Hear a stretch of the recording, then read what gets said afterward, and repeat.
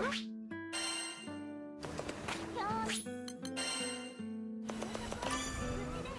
らっしゃい。シェロちゃん秘密のルートで武器の限界を超えた強化がこれは類いまれなすごい力を感じます。これは類いまれなる武器に秘められた力が解放されました。すごい力を感じこれは類いまれなる技物ですね。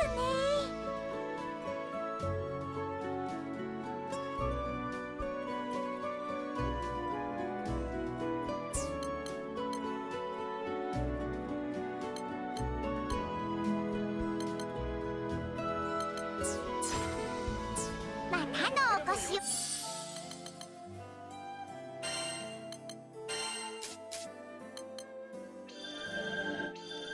全部私の力になる。ブラッシングしておこうかな。全部私の力になる。お待ちしてます。何をお求めですか？限界を超えた武器の強化をシェロちゃんにお任せ。すごい力を感じます。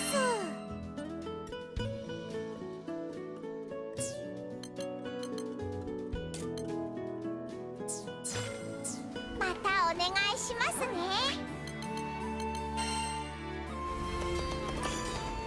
機空士か。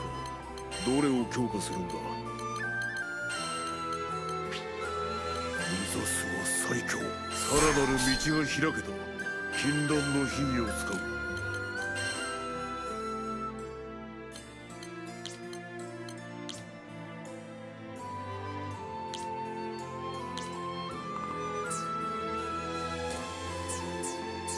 また来い。どうもです。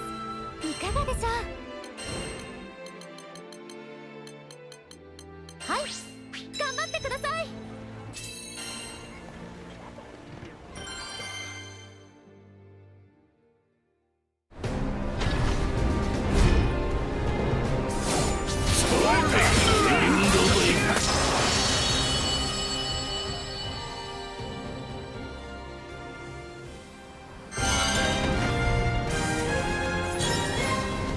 読めたわい。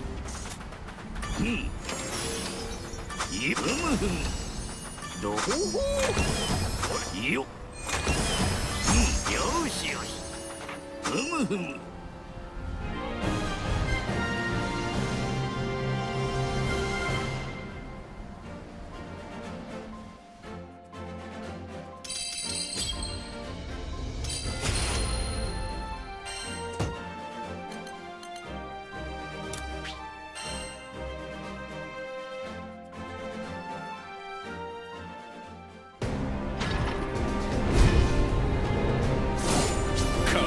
だと侮すと怪我する。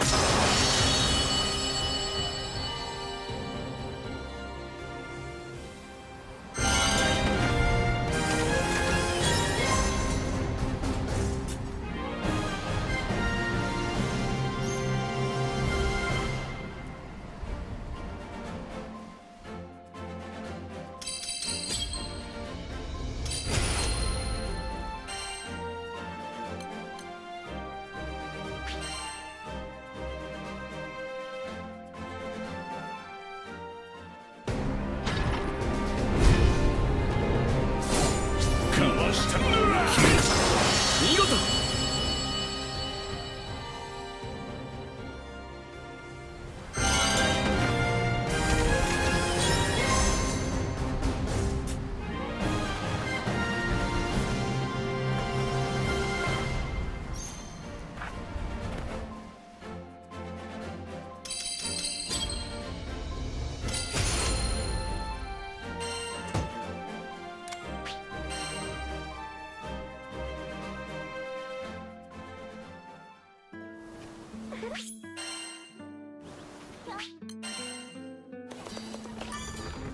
機空士か。武器を鍛えるのか。任せておけ。姫会心の出来だ。目指すは最高。任せておけ。成功だ。手入れを怠るなよ。いらっしゃい。限界を超えた武器の強化もシェロちゃんにお任せあれ。武器に秘められた力が解放されこれは類まれすごい力をこれは類すごい力を感じます。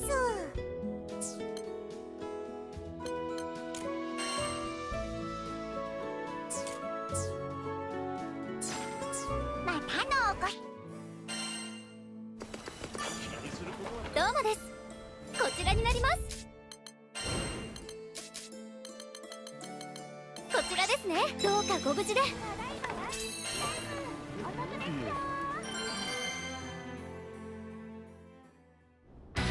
マイル、これが私の武器を出すか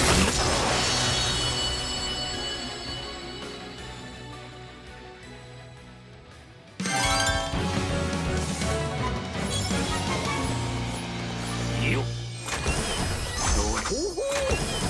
よしよし、どれよしよし。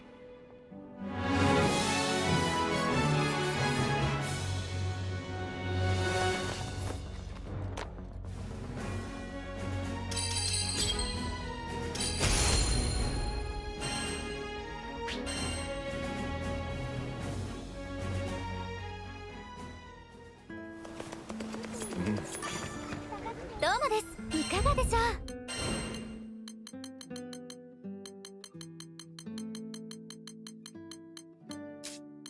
この依頼を受けますか。お願いします。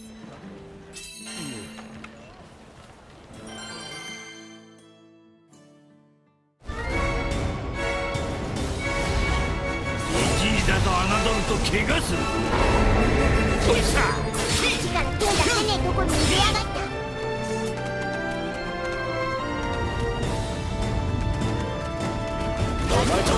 戦車にはせんぞ。さすがだ。答えるぞ。デッドライブ。このままじゃ手が出せ。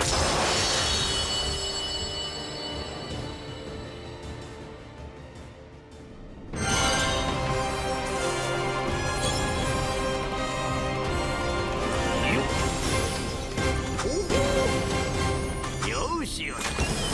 ふむふむ。めっけもんじゃわ。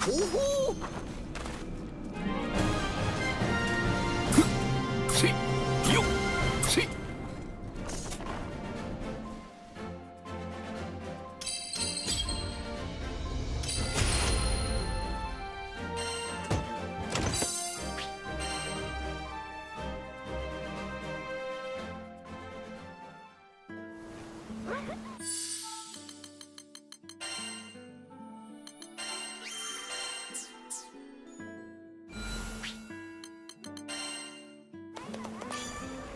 何をお求めで。シェロちゃん秘密のルートで武器の限界を超えた強化が可能です。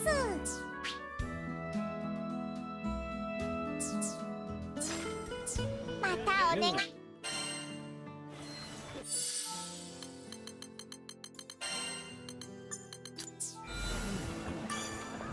はい、こちらになります。はい、今すぐ。どうかご無事で。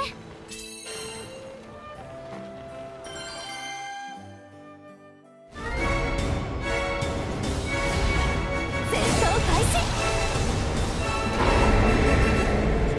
このままじゃ手が出せねえ。バイバイ。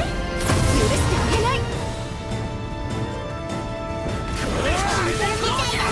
頑張ったな。どうぞ。チアリ。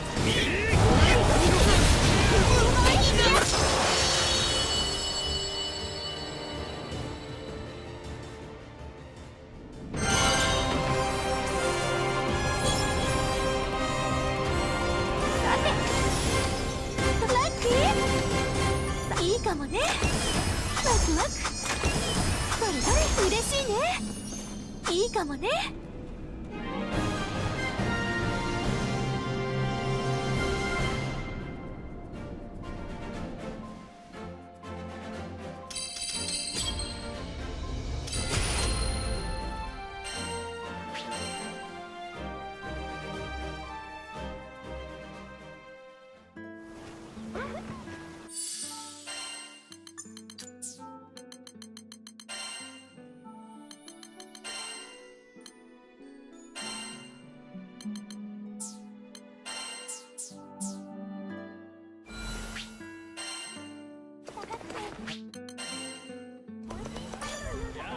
何をお求めです。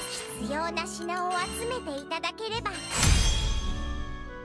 これは類ま武器に秘められた力が解放されこれは類おーすごい力を感じます。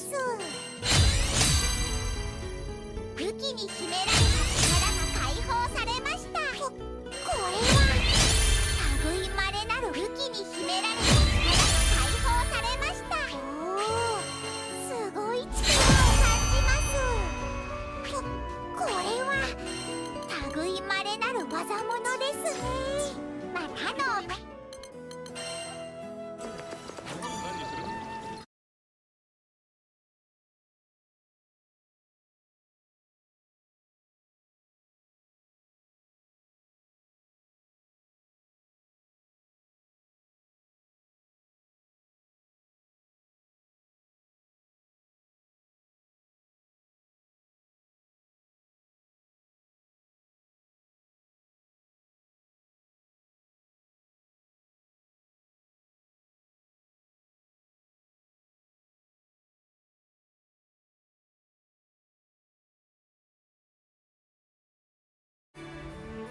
こちらになります。はい、今すぐ手続きお願いします。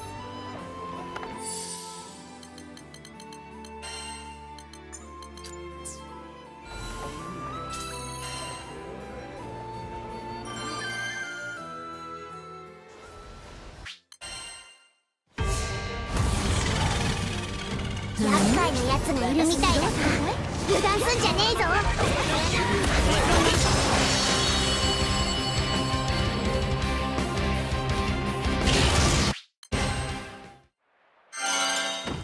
手強い相手だったけどなんとか勝てたな。かっこよかったぜ。やったね。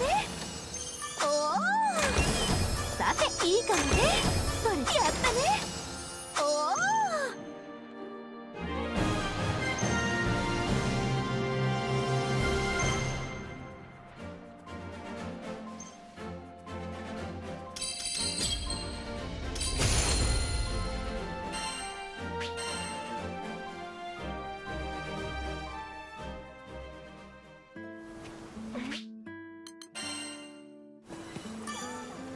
何をお求め。シェロちゃん秘密のルートで武器の限界を超えた強化。おーすごい力を感じます。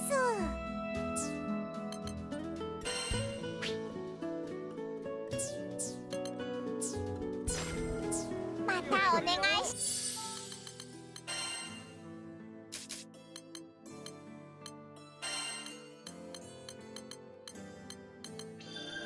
油断せず己を高めて。メンテナンスは大事だよね。メンテナンスは大事だよね。油断せず己を高めて。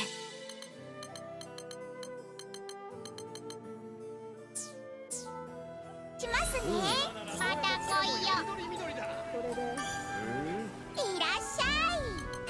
必要な品を集めていただければ武器に秘められた力が解放されました。おーすごい力を感じます。またのお越しをお待ちしてます。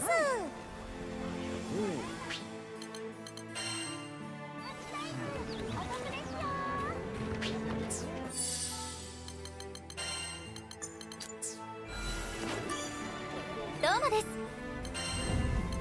はい、今頑張ってください。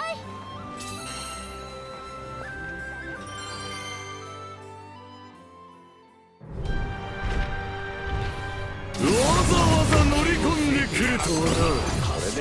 映画を掌握せしめる最後の一手。邪魔だ手はい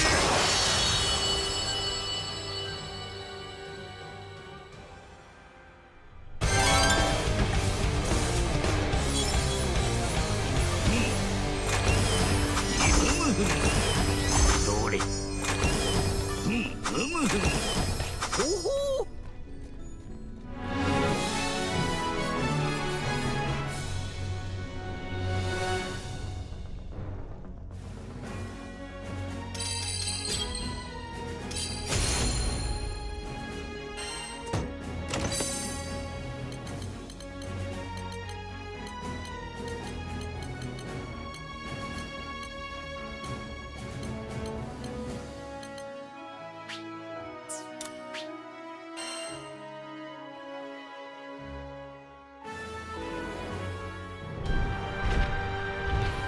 わざわざ乗り込んでくるとはな。映画を掌握。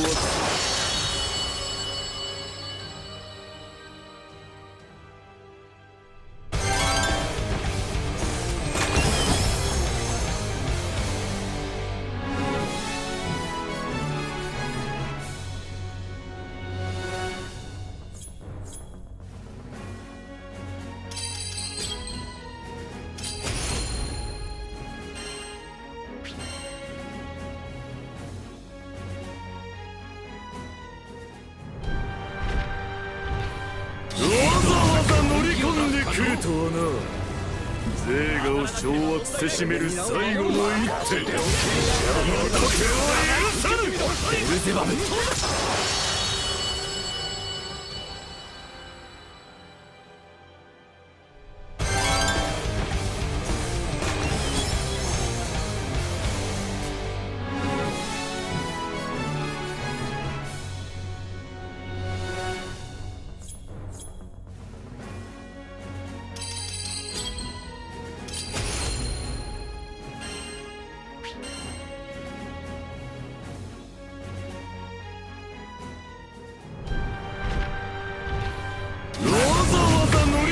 来るとはな。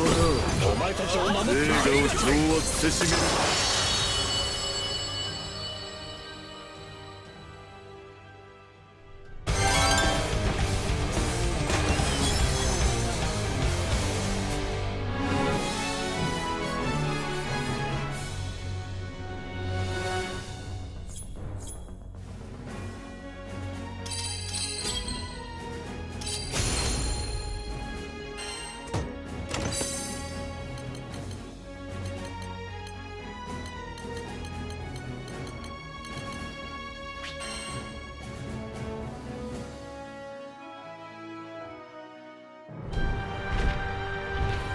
わざわざ乗り込んでくるとはな。映画を掌握せしめる最後の一手。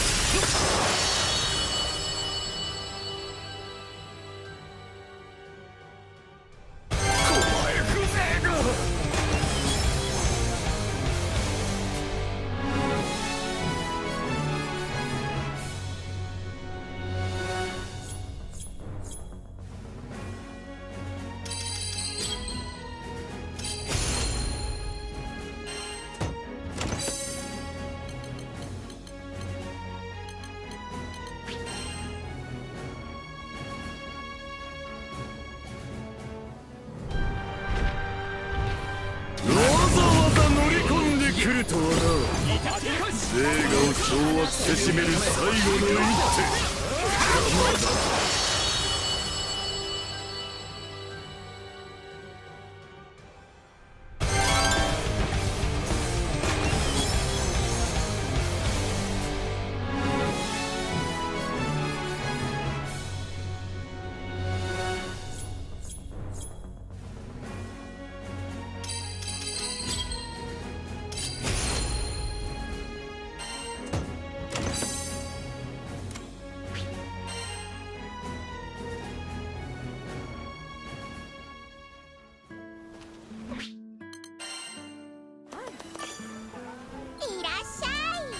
要な品を集めていただければ武器に秘められた力を解放できますよ。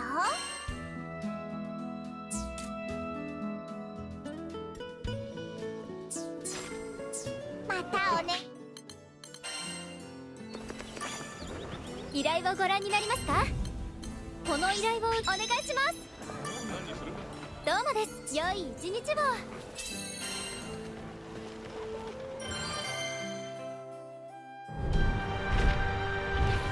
わざわざ乗り込んでくるとはな。お前たちを映守る画を掌握せしめる最後の一手、山立ては許さん。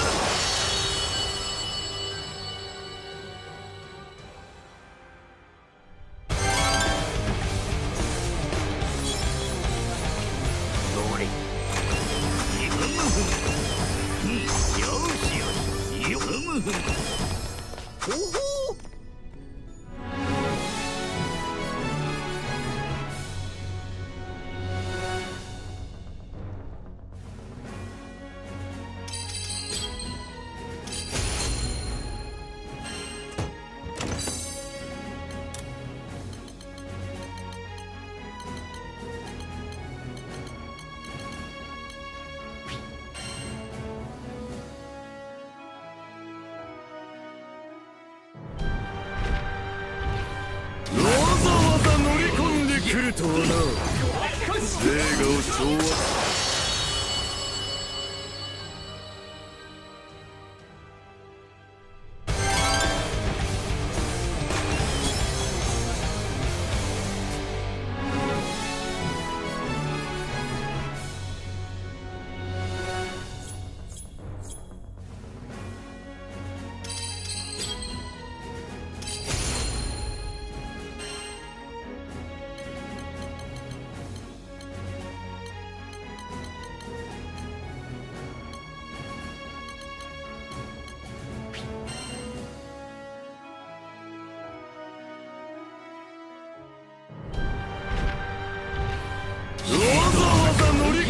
来るとはな。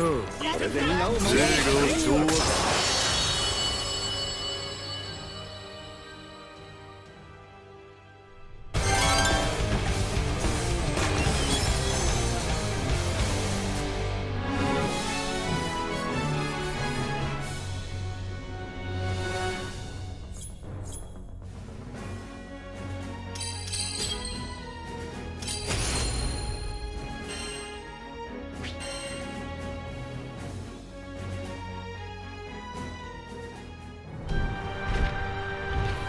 わざわざ乗り込んでくるとはな。お前たちを守る。映画を掌握。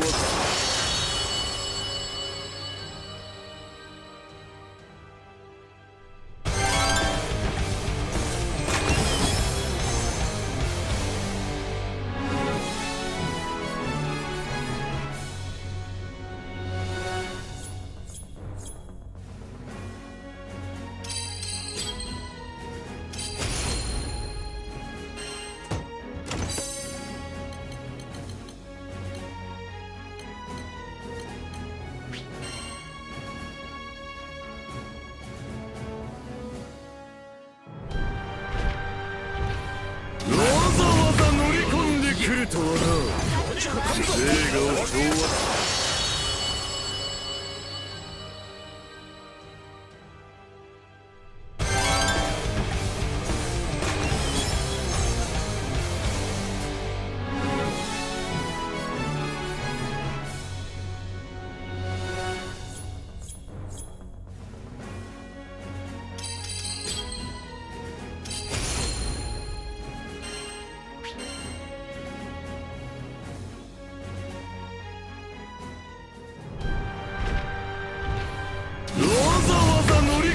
来るとはな。映画を掌握せしめる最後の一手。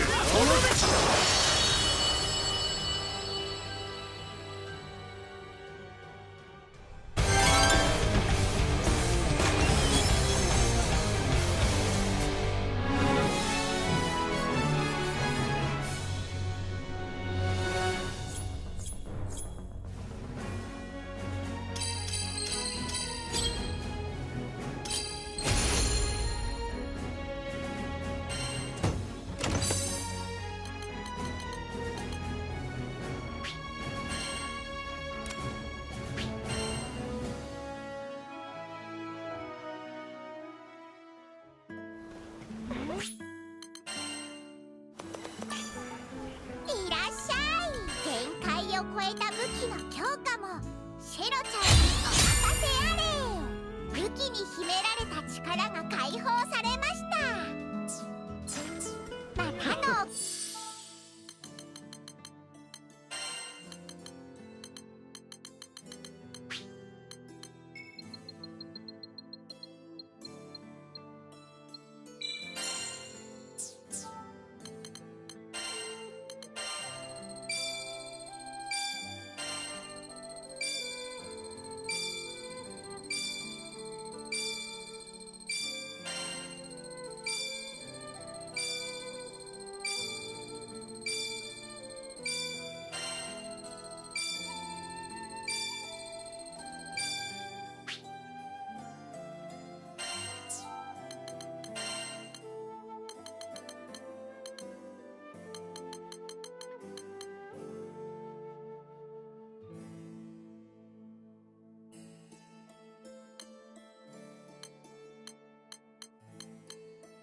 少しをお待ちしてます。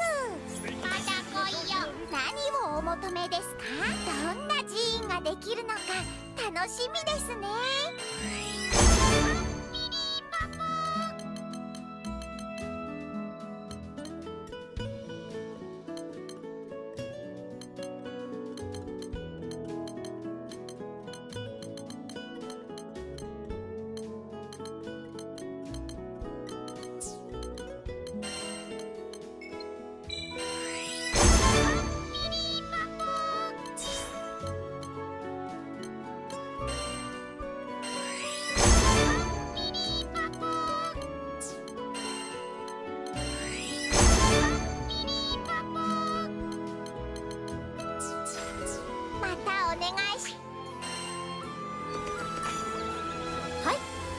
承ります。この依頼をどうかご無事で。わざ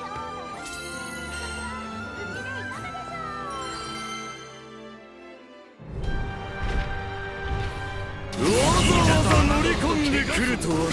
お前たちを守映画を掌握せしめる最後の一手。邪魔だ。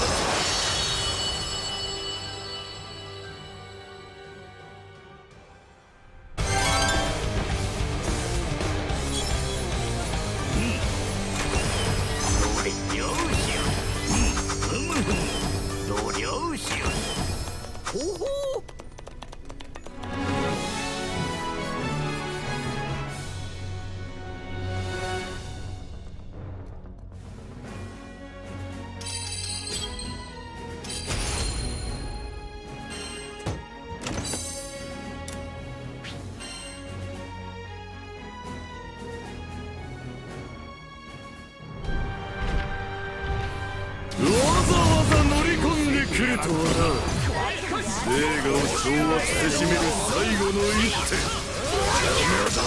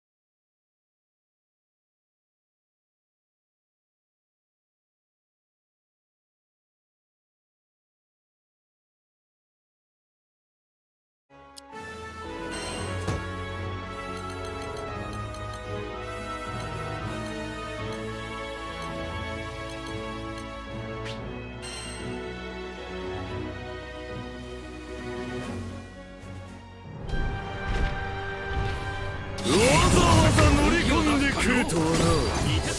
映画を掌握せしめる最後の一手。邪魔立てを許す。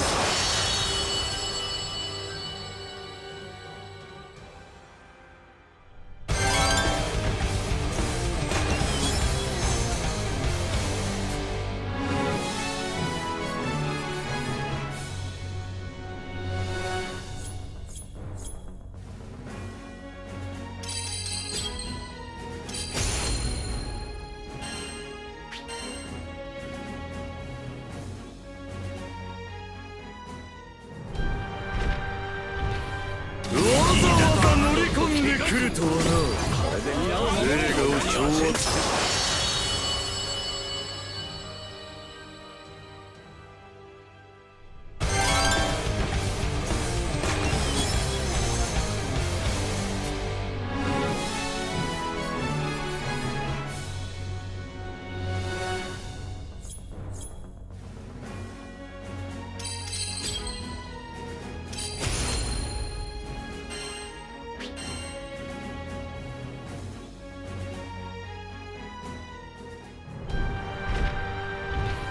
わざわざ乗り込んでくるとはな。映画を掌握せしめる最後の一手、邪魔立ては許す。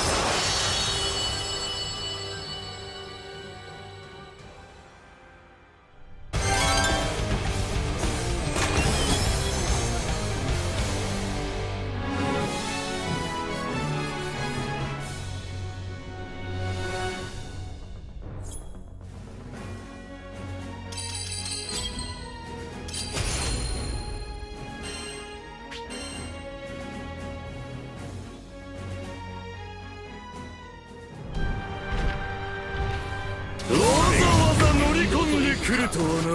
映画を掌握せしめる最後の一手、邪魔立ては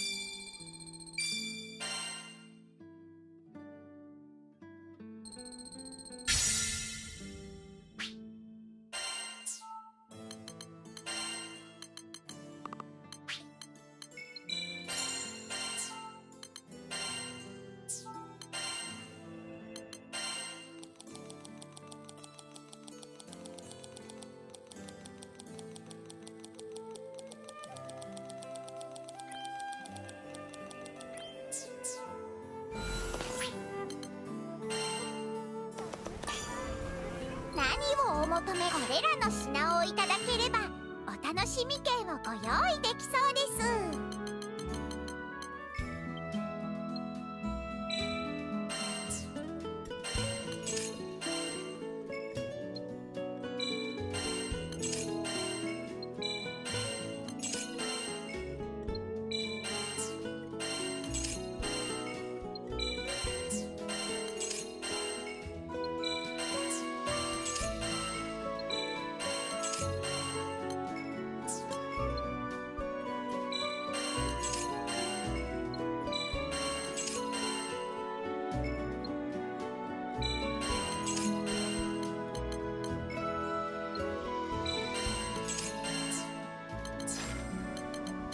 お楽しみ券と引き換えにジーンの連成を使いますか？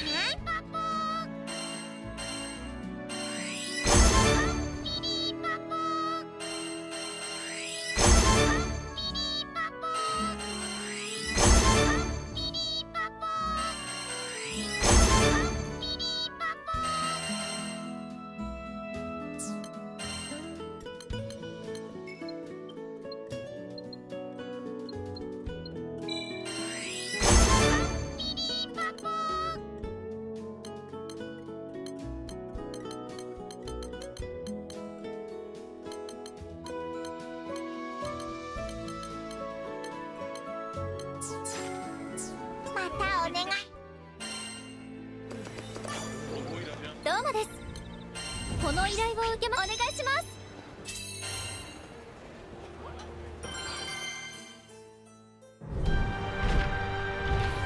わざわざ乗り込んでくるとはな。映画を掌握せしめる最後の一手、邪魔立ては許す。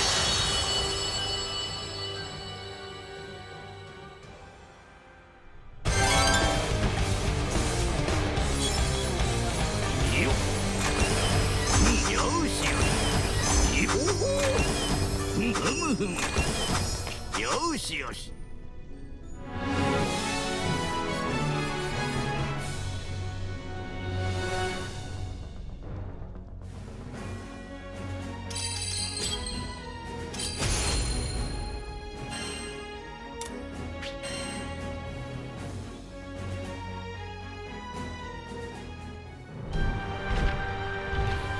わざわざ乗り込んでくるとはな。映画を調和。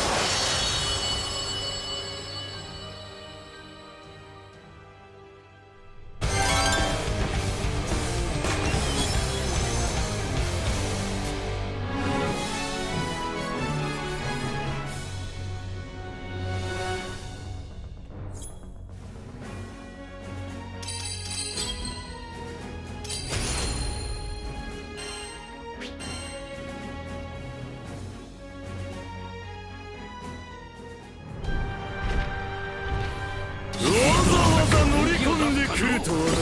お前たちを守って映画を掌握せしめる最後の一手。邪魔だぜ。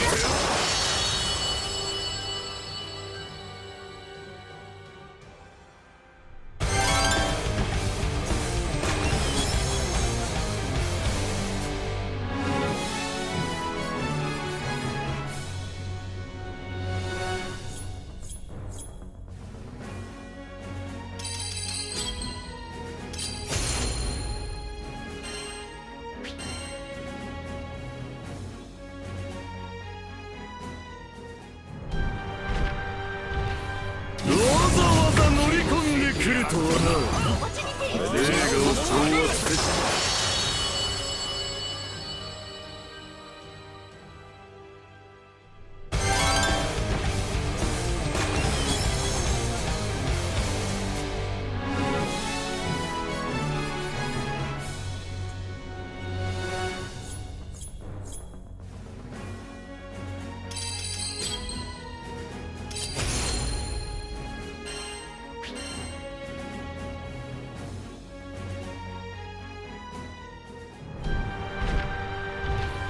わざわざ乗り込んでくるとはな。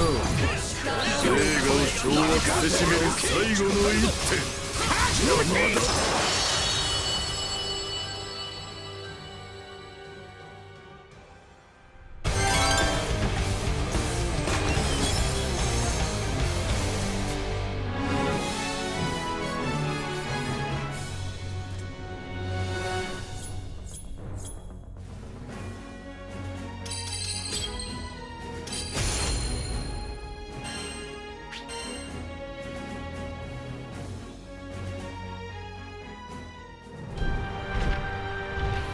わざわざ乗り込んでくるとはな。映画を掌握せしめる。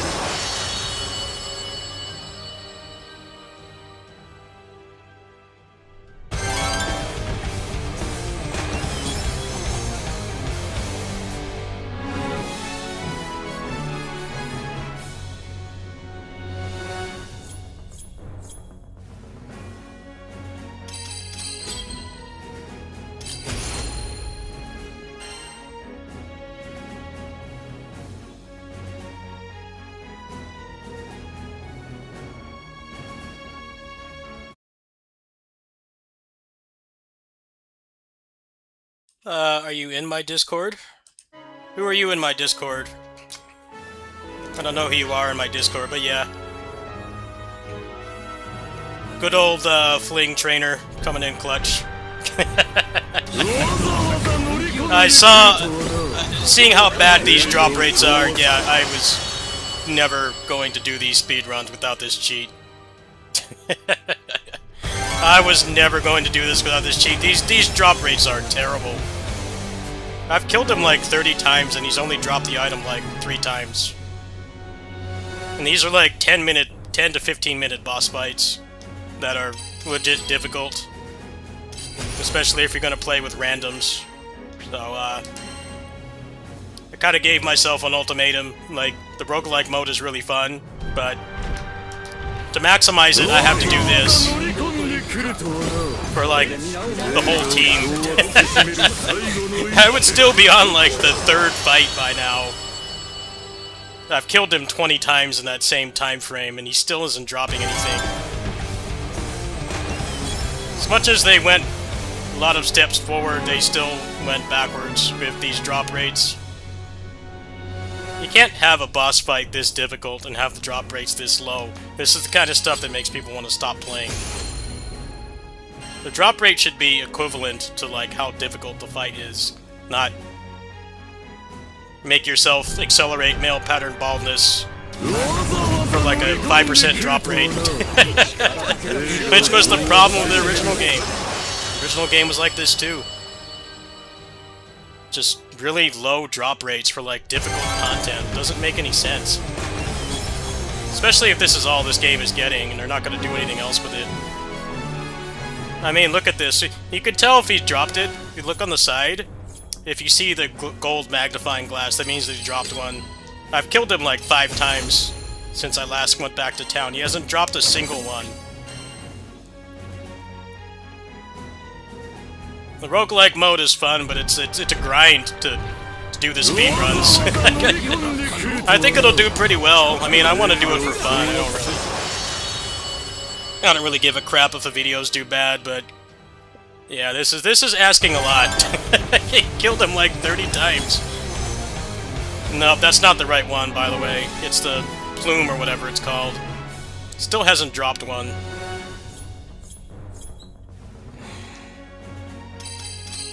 I don't even think you could AFK farm this, even with the cheats, because the problem is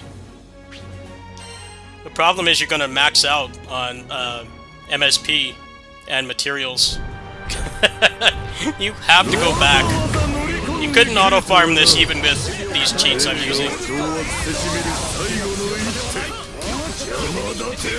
I saw how annoying these boss fights were, and I thought, like, you know, maybe the drop rate was equivalent. Maybe they fixed that problem, but no. Same problem. Hasn't been resolved at all.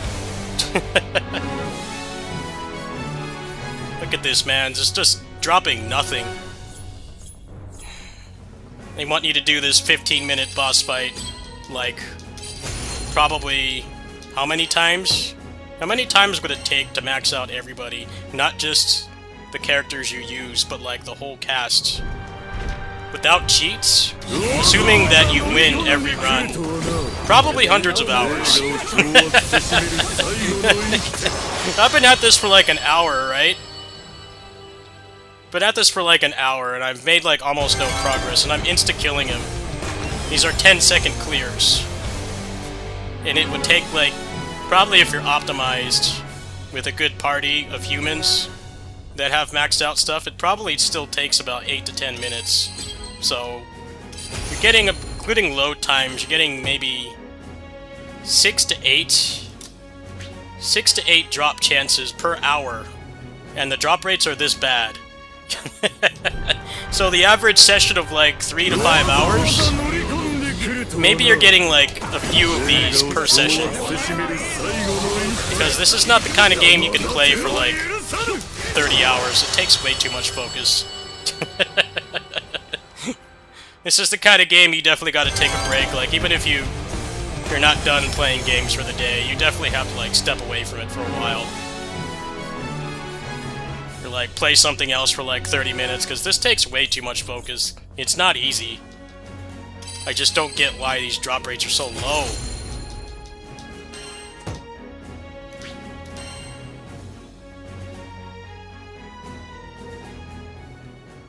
If anybody comes in here and some rando comes in and complains I'm cheating, I'm like, look at how bad these drop rates are.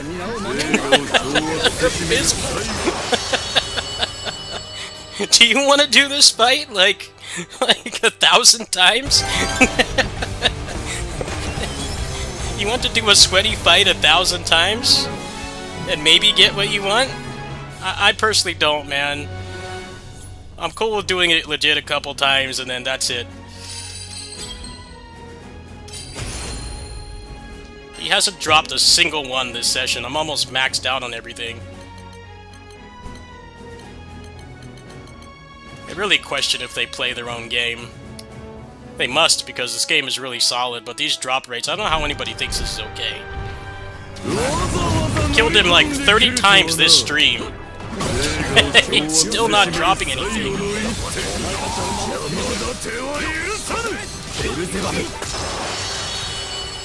Somebody's probably on Twitch right now mauling over this and getting like 2 drops a session. That's assuming the actual success rate of killing him is high.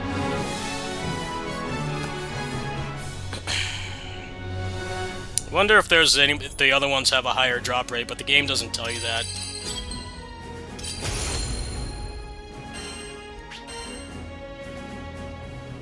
I'll have to start going back to town soon, as I'm almost maxed out on everything. This takes centuries.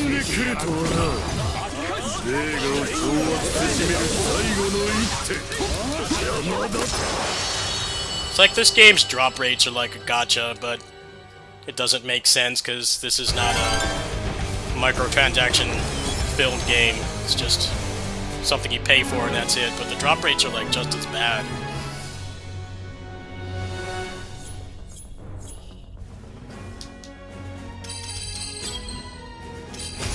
Tired of the grind? I mean, it's mostly just this. Most of the rest of the game is pretty improved in terms of how grindy it is, but this is just as bad as before.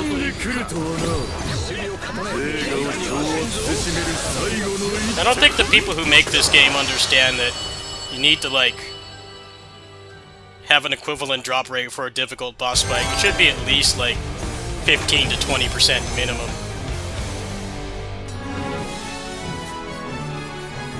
With how many times I've done this, the drop rate must be under 10%. It's gotta be very low. At least, like, let my performance, you know, influence the drop rates instead of just getting nothing. Alright, well this is all maxed out, so I gotta finish this up.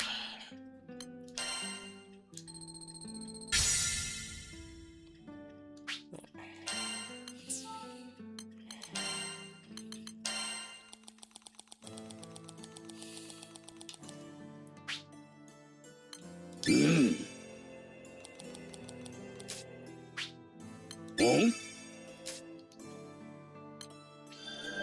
この年にして未だ果てが見えんとはさすがの名刀じゃわい。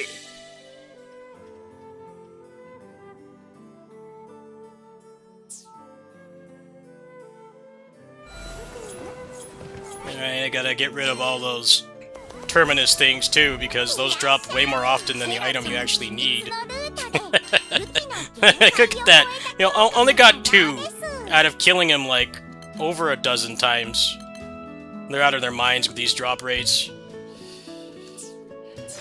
They're just begging people to cheat or ask for a carry. You're gonna make the drop rates this low. No one's gonna want to do this legit.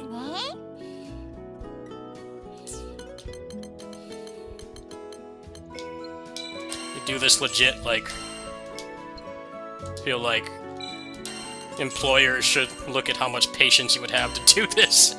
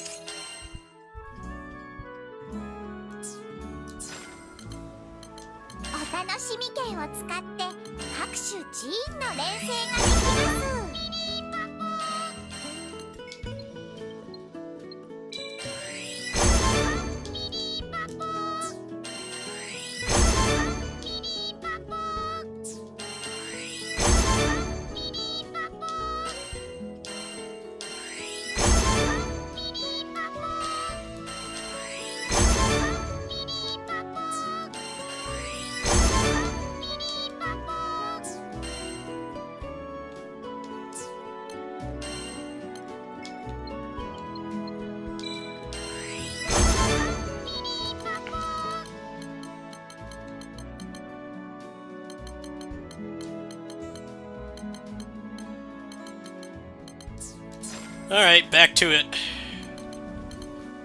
Back to the mines.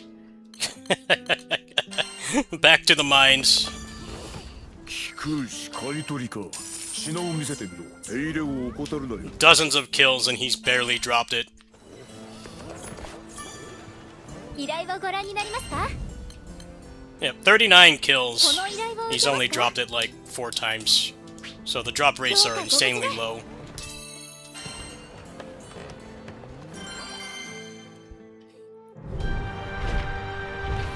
わざわざ乗り込んでくるとはな映画を掌握せしめる最後の一手邪魔だ手は Can you drop one, please? Drop one in the next 5 kills. Or I'm going to uninstall. Live uninstall. How dramatic. Drop one, please. He's not listening. More trash. More trash for the pile.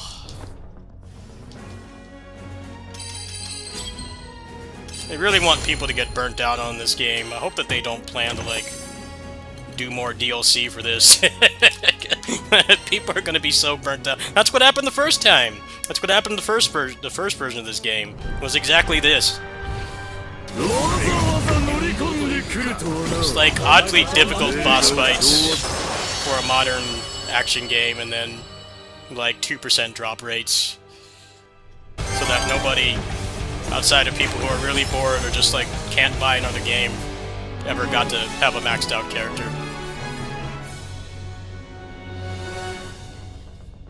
Alright, 3 more kills, he's gotta drop one.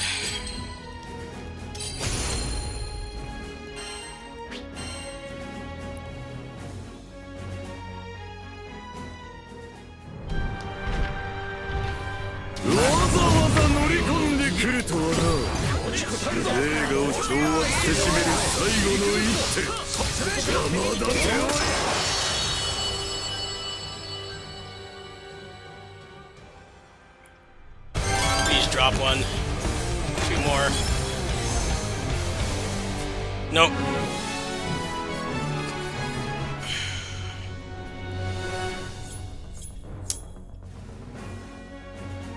Bad luck at the casino. The house always wins.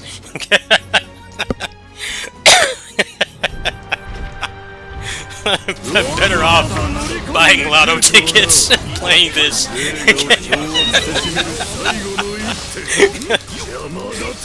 30 bucks I spent on this could have been better spent on the lottery, I think. How bad these drop rates are. At least made the 30 bucks back. I can't believe these drop rates.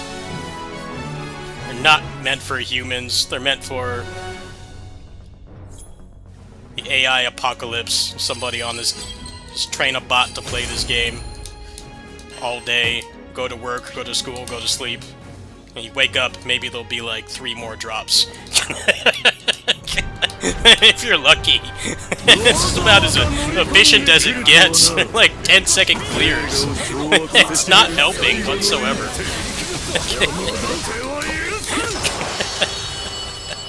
Like, makes no difference. It's just speeding up horrendous rates. No, that's not the right one, by the way. He needs to drop the other one, the plume. Basically every like 12 runs, I have to go back and max stuff out. That's one good thing about this.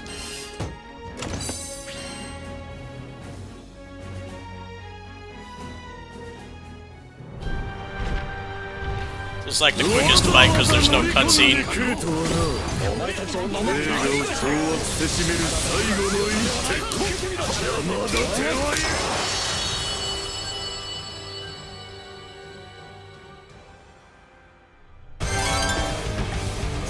Drop one, please. Goodness gracious. Oh man, what are we at now? Like 40 plus kills? This is starting to get like high-level Pokemon speedruns, where they get to, like, the part where you pick the starter, and if it doesn't have the right stats, they reset. That's basically what this is. It's just what if getting to the starter Pokemon took, like, an intense 15-minute boss fight. That's basically what this is.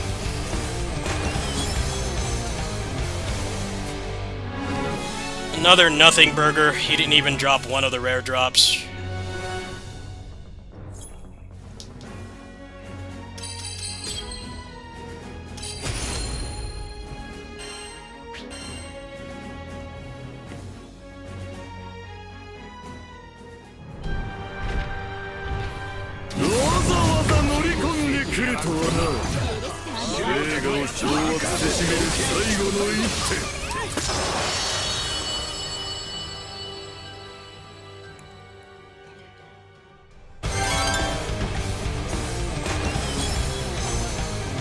Oh, he dropped one finally.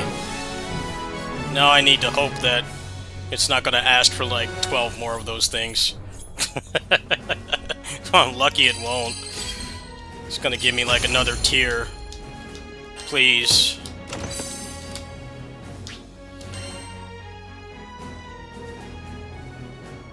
No, I'm not Terminus farming, I'm Terminus upgrade farming, which is different.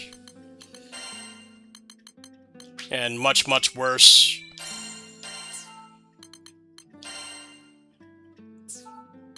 I'm using cheats and it's still taking forever.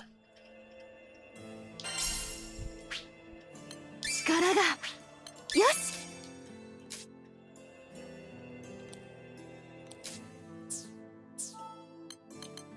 That's to get the weapon, to actually get the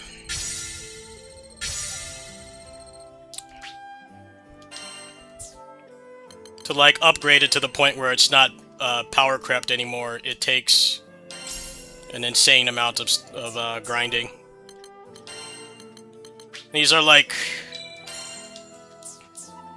10-second clears, probably more like 30 seconds counting loads. And I've killed him like 50 times and he's barely dropped it. So if you want to do this without cheating, hey, more power to you. His drop rates are abysmal. Is that going to be enough? It's probably going to ask for something else, isn't it? Yeah, I knew it. So now he needs to drop a blaze. Blaze it. Let me, get rid of all the junk. I'm starting to fill up on these now.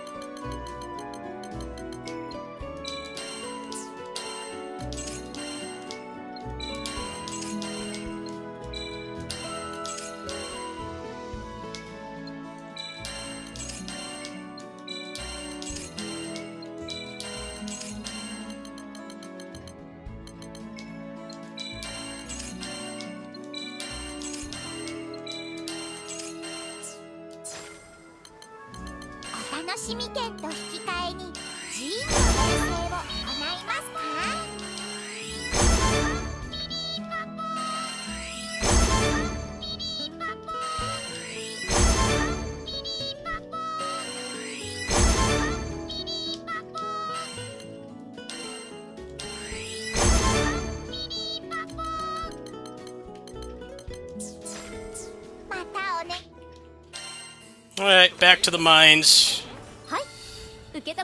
Beat up the Bishonen demon.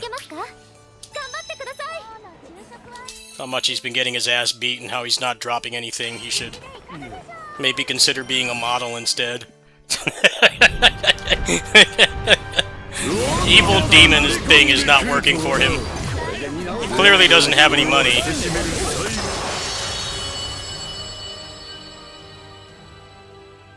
If he had money, he'd be handing out these drops way more often, but he's about as broke as I am, clearly. He's got a nice throne there, he's actually broke. Looks like those people that act like they're rich, but they're broke. It's basically... He doesn't have anything on him, man. Like some Couple sticks of gum, maybe a lollipop, some pocket change, that's all he's got on him. He's not loaded. He never has to worry about his wallet being too full.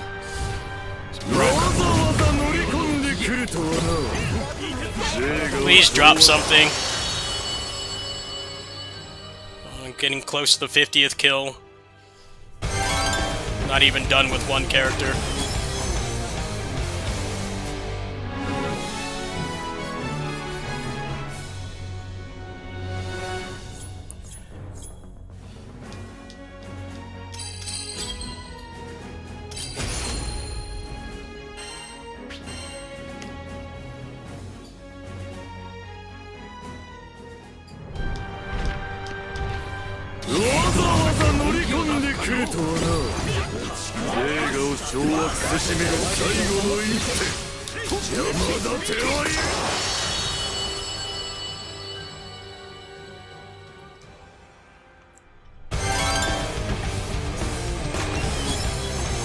Oh, now he's dropping the one I don't need. That's classic. It's classic video game trolling right there. He was dropping the other one, but I needed him to drop the plume. Now that I don't need the plume anymore, he's gonna keep dropping that. It's classic. Classic video game trolling. How to find the King Silver Slime? I think it's just random, dude. It might be in the, Stripes Bay Bazaar. That's where a lot of those bosses are. I haven't found him yet. If I find him, I'll let you know. But I'm doing this right now, and I may never escape. Put myself in purgatory doing this. He's just not dropping anything.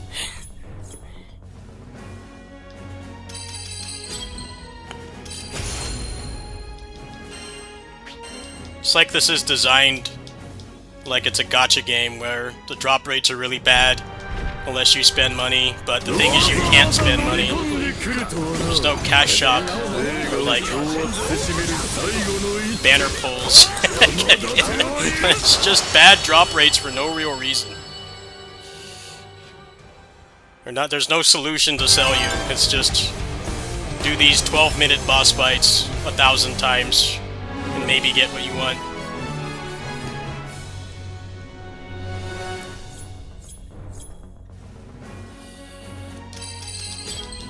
Think this, watching somebody do this, if we didn't know what this game was, someone be like, can I just like donate $100 for you to get this drop?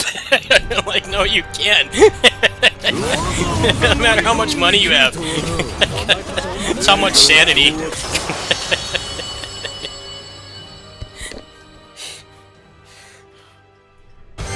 Amount of money you have does not matter with this grind. It's how much sanity you have. This game is secretly some kind of mental health wellness check. Do this grind for everybody would probably take like hundreds of hours. That's assuming every clear is a win. Like you have a consistent party, no wipes.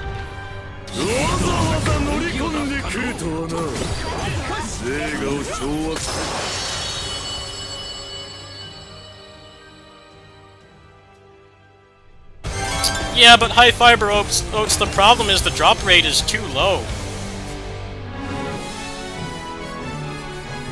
The drop rate is too low, and it's not equivalent to the difficulty. I've played my fair share of grinding games, and I've never seen the drop rates this bad. Especially for what this asks from you and how hard it is to kill the boss quickly. These drop rates are way too low. I'm probably gonna get to 100 kills and still not have it maxed out at the rate this is going.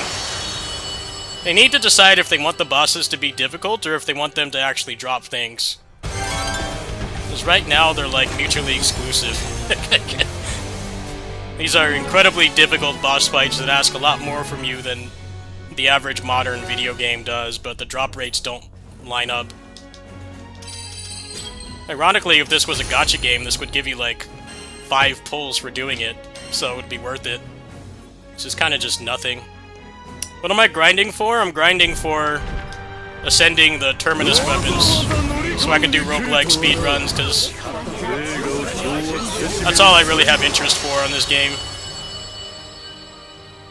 I don't have any interest in really doing the raid bosses or anything. Not more than I already have, anyway. All the cutscenes and stuff really trigger me. And it's just not dropping anything. I have to go back to town soon.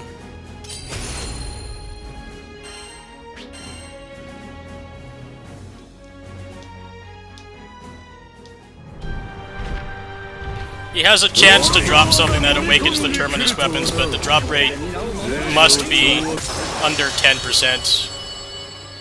Considering I've killed him over 50 times now, in the fastest possible time because I'm using a trainer.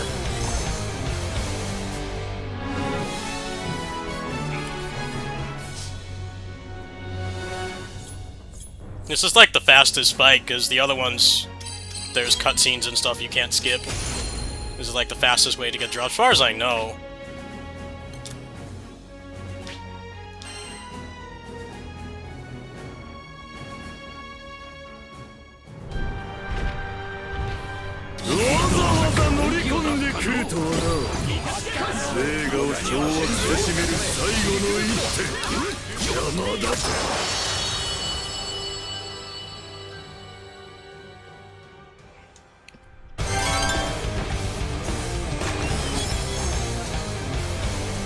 Oh, he's dropped that twice in a row. He won't drop the other one. Brilliant.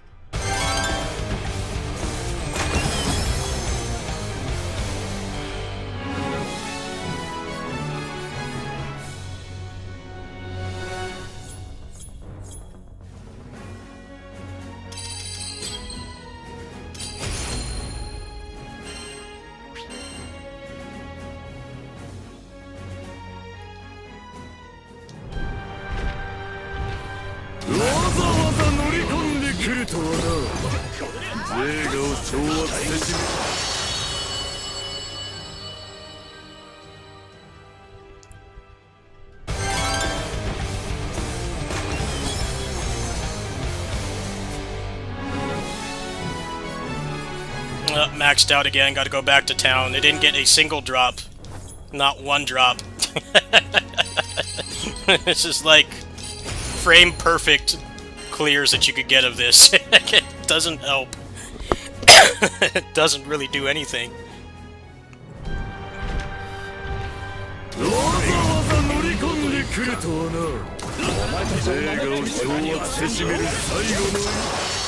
I gotta go back to town and sell.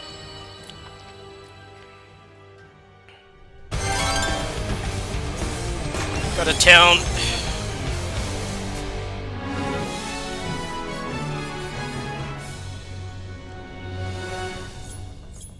Yep, nothing that time either.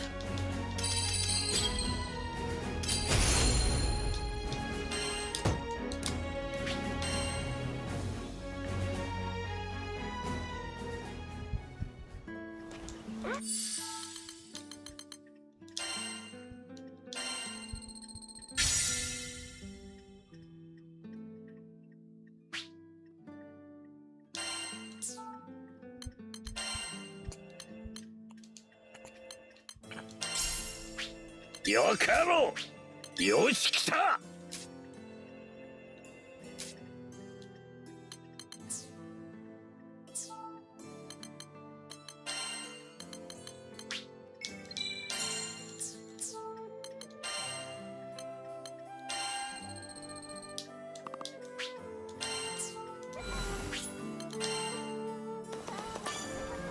何をお求めです？シェロちゃん秘蔵のお楽しみゲームご希望ですね。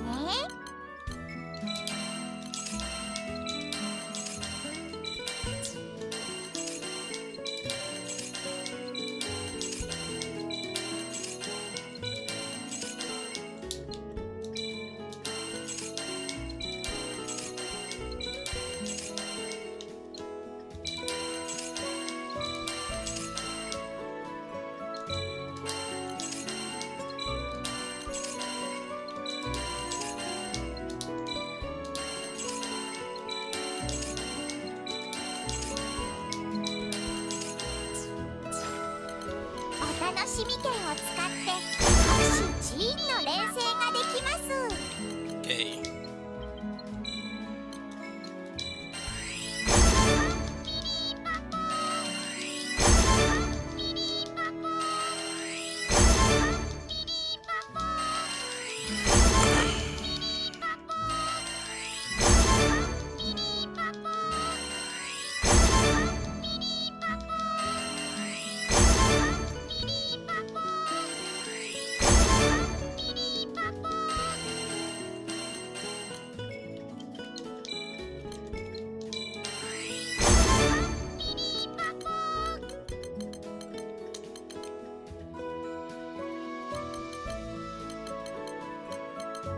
Alright, back to the mines. Back to the mines. Yeah, I didn't get jack shit, huh? Oh, I actually did get one. Right. 武器に秘められた力が解放されました。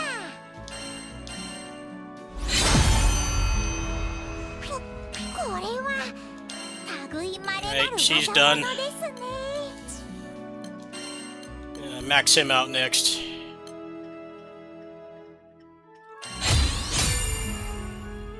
武器に秘められた力が解放されました。これは類まれなすごい力を感じます。これは類まれなすごい。 Alright, well that's gonna take less time, hopefully. Hoping that will take less time.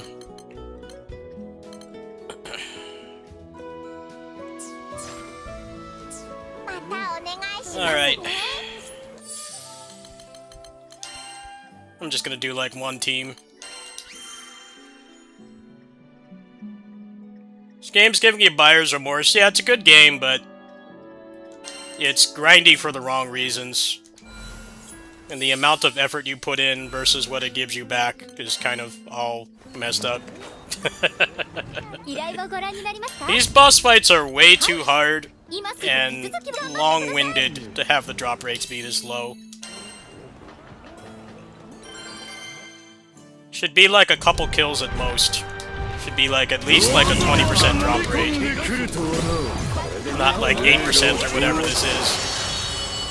It can't be any higher than 10%. I think even 10% at this point, given the results that I've generated. 10% drop rate on these things is probably nowhere near enough.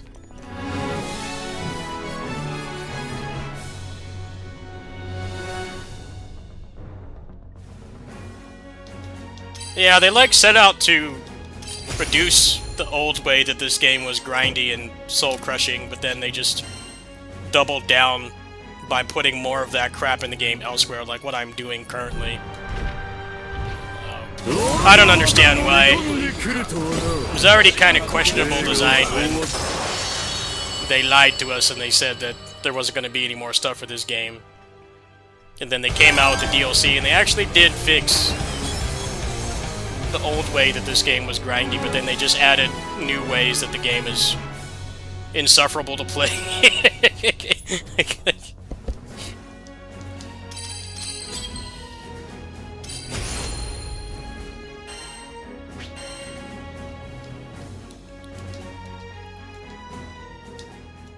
This game's actually kind of a lot like DFO. Really bad drop rates for like difficult content. You know, and then they'll power creep that content and they'll make the previous the previous batch of content will be easier to max out. But then the grind just gets pushed towards the new content. That's basically what this is. This is pretty much running hells in DFO, and the drop rates are marginally better, but they also require, like, without the cheat that I'm using, they require exponentially less effort. Doing this without cheats takes like 10 minutes. His drop rate should not be this low.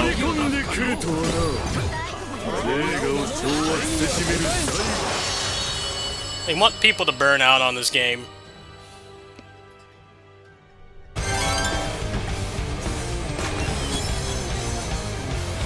They want you to play this hardcore and get to this point, and then rage quit.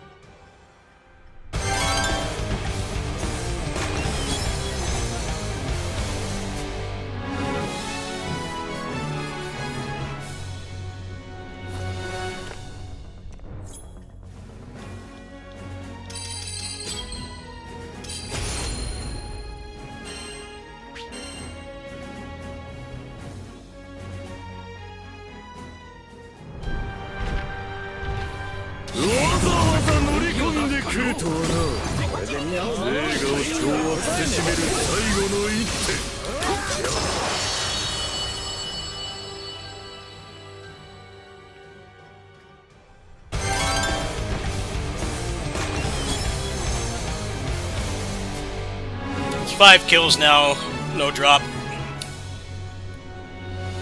guys ever watched Hell Mode grinds in DFO? That's basically what this is.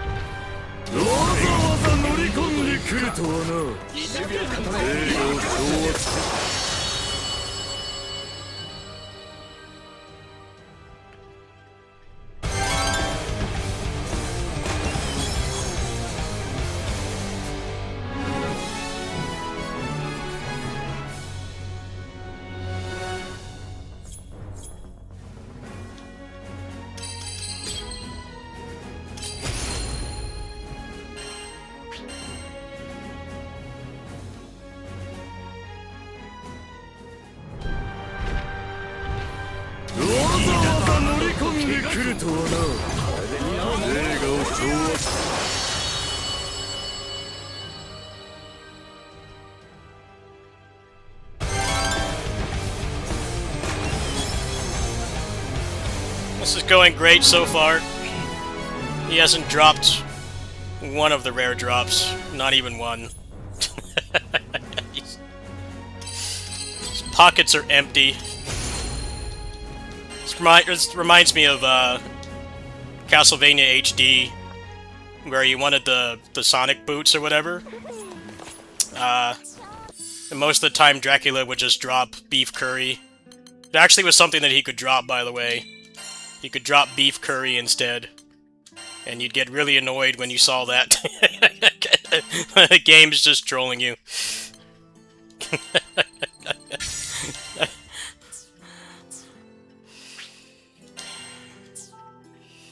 Good old Castlevania HD also had horrible drop rates. About as bad as this. Pretty close. Hmm?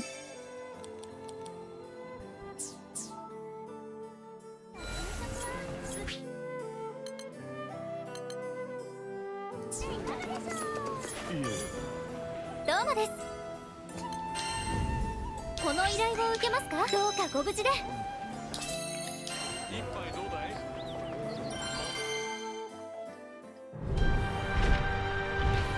ざわざ乗り込んでくるとはな。映画を掌握せしめる最後の一手。邪魔だ。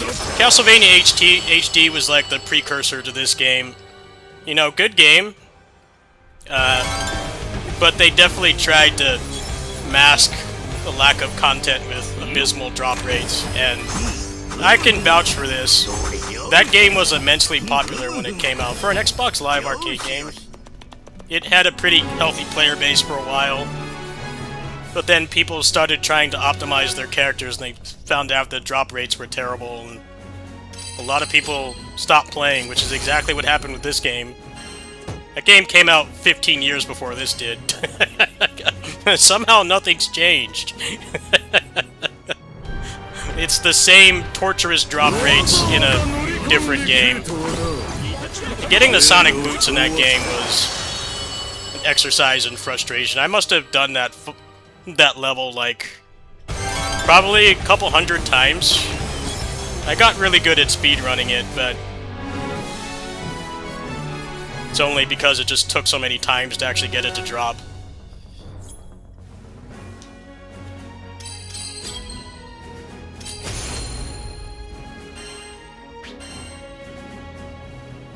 I think the interesting thing about that game compared to this is that that actually had like more overall DLC more frequently than this did. And I think the reason why they stopped support for that game is they saw that the player numbers went down. It's like, well, the grind is terrible. You do a multiple minutes long map and get nothing. Like, not everybody has the patience for that. I mean, even if you like grinding games, there are grinding games that respect your time more than Castlevania HD did. It was a fun game. Great co-op game. But if you wanted to max out your character, you had to be ready for intensive grind. The funny thing was they said that removing level ups and EXP was going to make the game less grindy. That couldn't have been any farther from the truth. At least this game does have like experience and ways for you to get stronger, even if it's not dropping anything. So it is better in that regard. But I remember when they marketed that game, they said that they didn't want to have experience because they thought that it was too grindy. I'm like, well, if you had been gaining experience the whole time, like what I'm doing right now, the grind would have been more tolerable. But that game was full-on Monster Hunter. The power was what you got, is from what you equipped. There was no, like, leveling up or anything.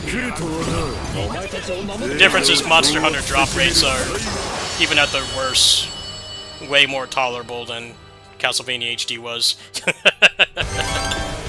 Castlevania HD was take, like, the most grindy drop in a Monster Hunter game and multiply it by, like, 10. And I noticed, like, when the DLC started to come out that, like, less and less people were on. And it wasn't entirely because the game got older. I think a lot of it was because people got their fill of the grind, they didn't want to come back. Which is pretty much what happened with this. This game. The player base for this dropped off a cliff. Like, when they added like Lucilius and stuff, they were already like the player base had dropped off really quickly. I think people liked playing this game casually, but then they saw how much RNG and just soul-crushing grind was involved in maxing out your favorite character, and they dipped. I won't be surprised if that happens with this. Then give it about a month. Give it about a month and history's gonna repeat itself, because look at how bad these drop rates are. It's like...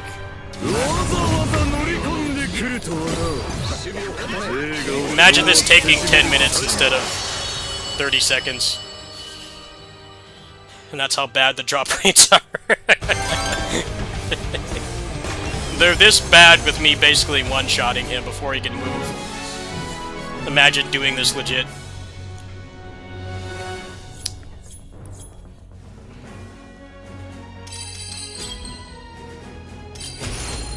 Yeah, Castlevania HD was very backloaded with the drops. It wasn't like PSO where like a random monster could just drop like a best-in-slot item. You had to kill the boss.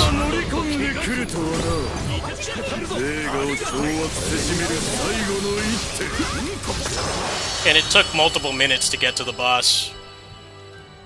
Some characters had skips that they could do, like Soma was one of the best characters because he actually had a lot of shortcuts that he could take. But it still took minutes to get there. And even if you killed him instantly, like, which you could do in that game, well, drop rates are very low. Being able to kill the boss quickly didn't really impact anything. PSO 2 Infinity is more like random trash mob can drop like a build-defining item. This game and CVHD are not like that. Everything drops from bosses, basically.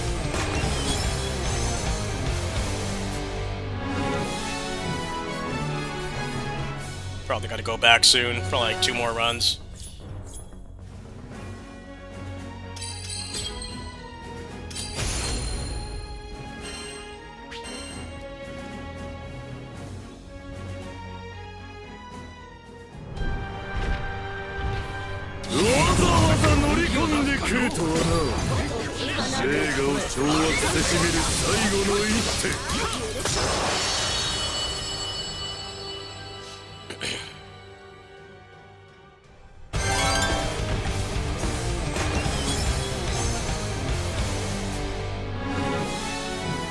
If you're getting bored watching this, imagine when I turn the cheats off and this takes 10 minutes, and the mental stack it takes to play is pretty high.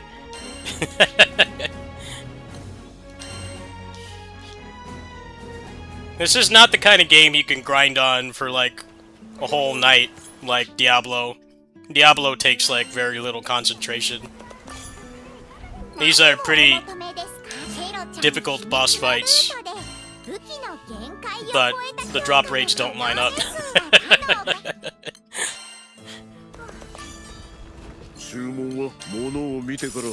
Alright, well, that was basically fruitless. He didn't drop anything. So I'm just gonna go ahead and sell off some stuff and go back to it.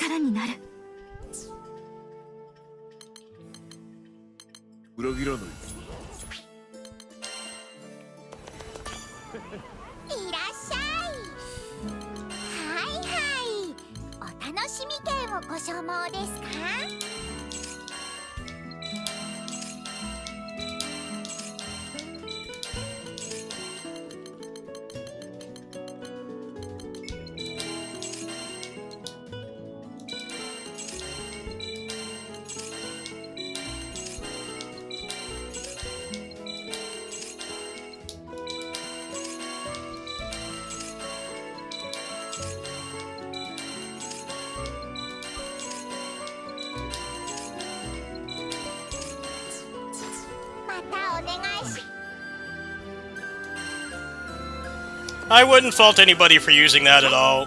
承ります。 As far as I'm concerned, ですね。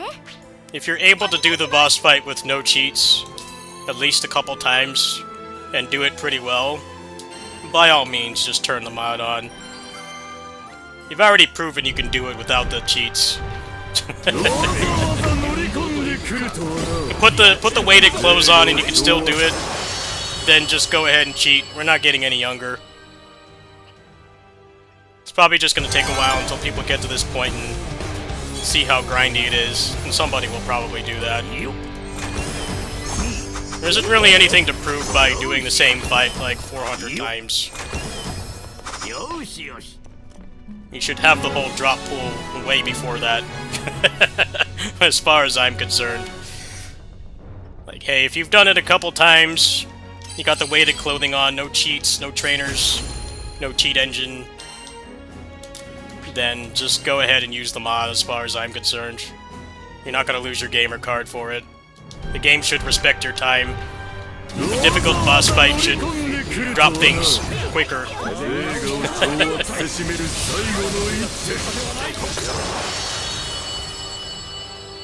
He has like the drop rate of like a beginning boss. You know, maybe having some kind of item that's good for like mid-game, but it's an end-game boss.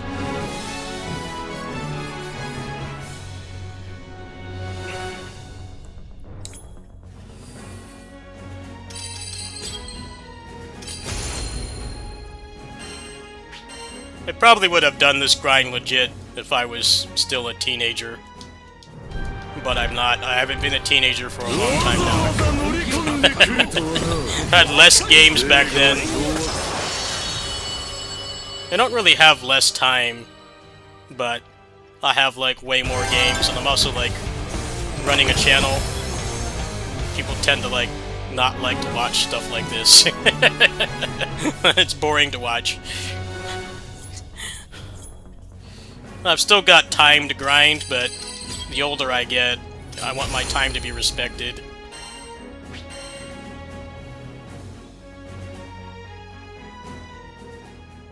I'm not gonna sit here and do this for 12 hours and do nothing.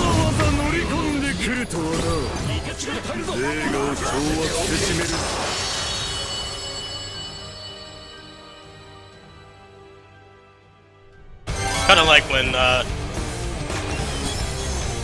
they shadow dropped Warriors Orochi 3 Definitive Edition, and I had already bought the Japanese Switch version and played through the whole thing on stream for like over a month, and then I woke up and you guys pinged me like, oh, it's on PC now.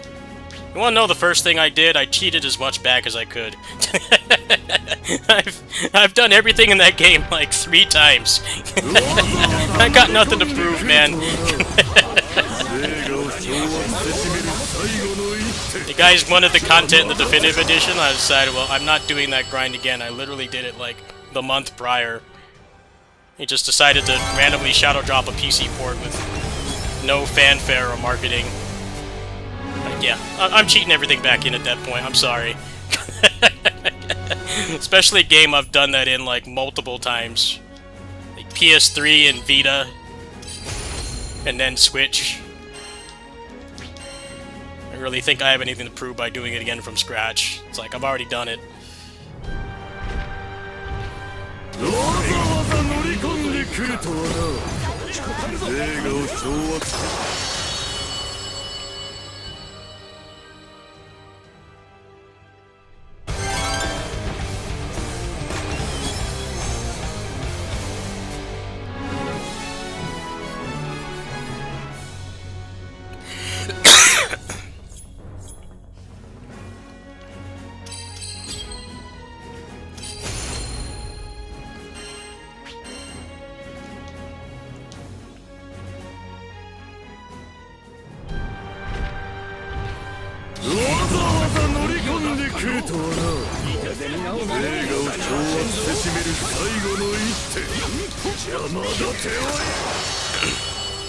Neo 2 had a boss like this too, Ren Hayabusa. He dropped those unique moves for the gauntlets. He dropped the Azuna drop, and then he dropped that one like rushing move with the claws that you could use. The drop rate was pretty bad. The difference was you could kill him a lot quicker.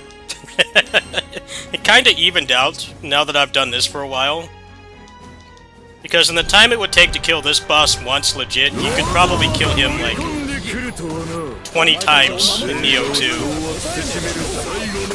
So even if the drop rates were relatively equal, the amount of drop opportunities you were getting on Ren Hayabusa was way higher than this. Because this is like 8 to 10 minutes, legit. That's if you have a good party. Whether you're maxing out your AI squad like I am, or you have like humans to actually play this with consistently. When I did the grind for that Azuna drop, I must have killed it like a couple hundred times, but it really only took like one night. And there were a fair share of deaths in there as well, but a death in that grind was nowhere near as costly as this. The death in this is 10 minutes gone.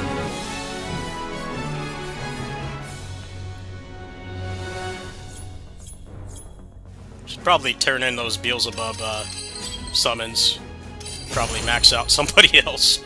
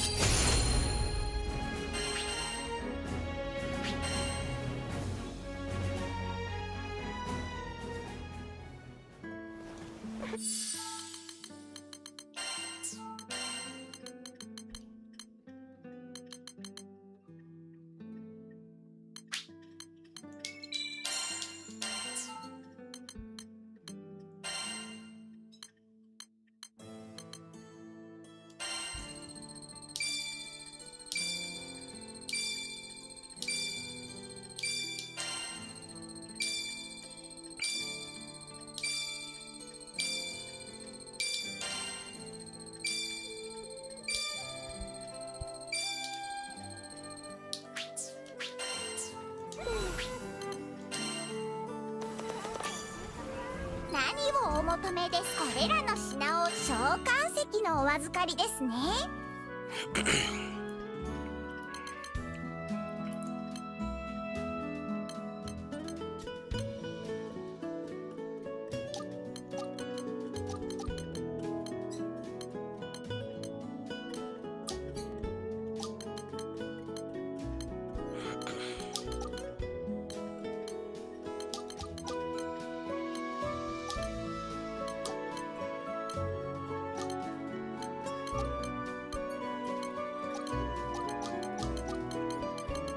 Look at how many are in here. That's like the one thing he's got on him when he gets defeated. He's got these and nothing else. He hasn't been to his PO box to get more of those drops. Maybe if I stop playing for an hour, he'll go hit up the PO box and get what else he needs. These drop rates, man. Like,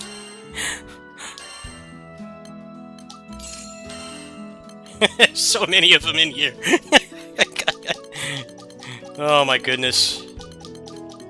I don't even care what's on them at this point. There's gonna be way more where these came from.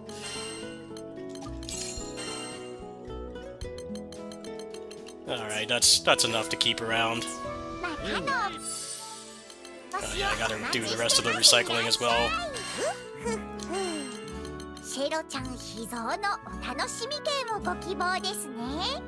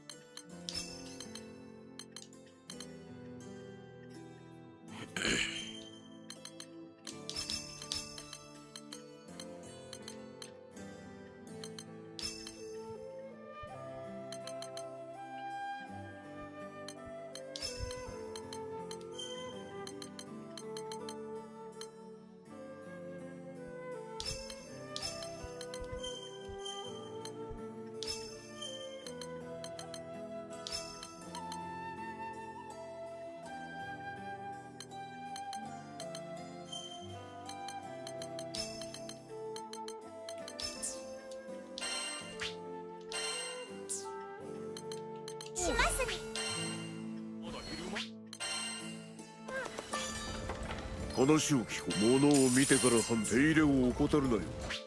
How many more do I need? I don't think even one dropped those the past 2 trips in there. I don't think he dropped a single one. Yeah, I need 2 more. 2 more.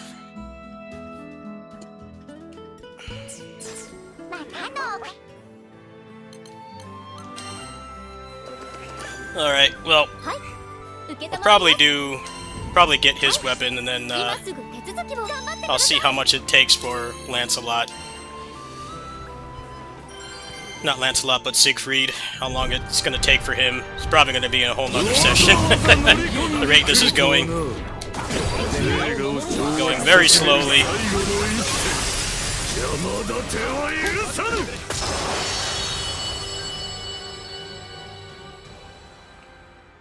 They're pretty much all gonna be maxed out by the time I'm done with this.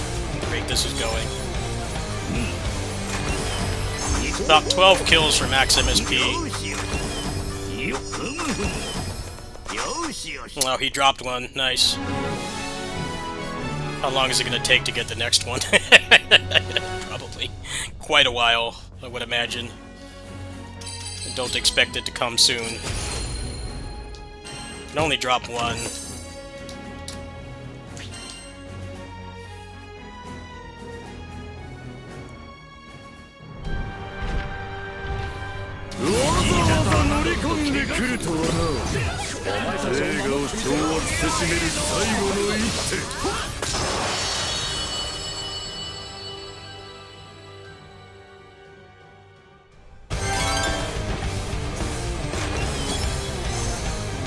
Yep, he didn't drop anything that time.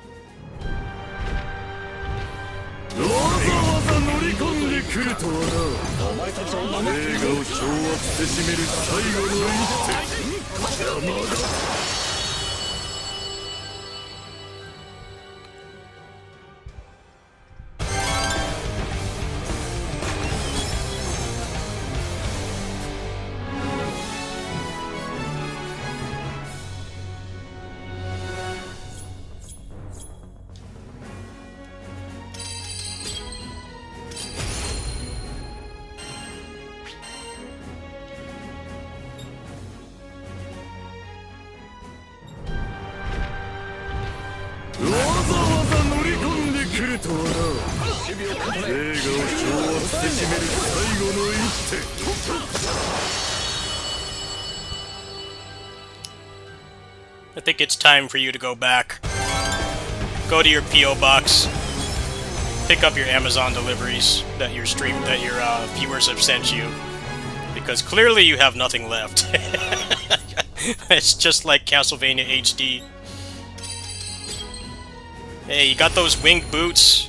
Dracula? No, best I could do is some beef curry. He also dropped like ramen as well.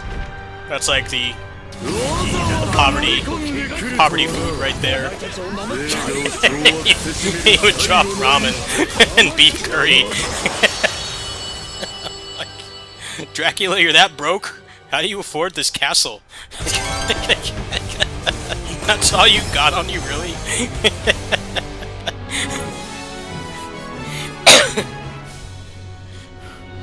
Like, just open up the GoFundMe, man. That's all you've got. Belmont's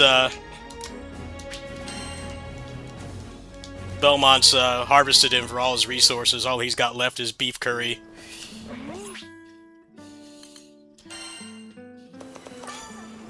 何をお求めです。シェロちゃん秘密のルートで息の限界を超えた強化の。おー、すごい力を感じます。 Okay, I gotta get those now. Alright. またのお越しを。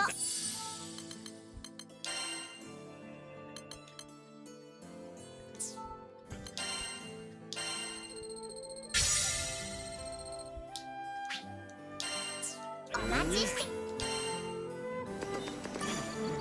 依頼をご覧になりますか？はい、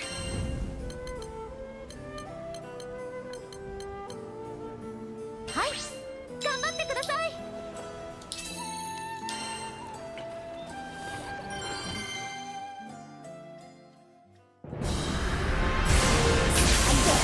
大一番だな。みんなの力を見せてやろうぜ。この大一番で空の先駆けとなってみせようぞ。未来ある若人たちのためにも竹内騎士団の親善静まれ。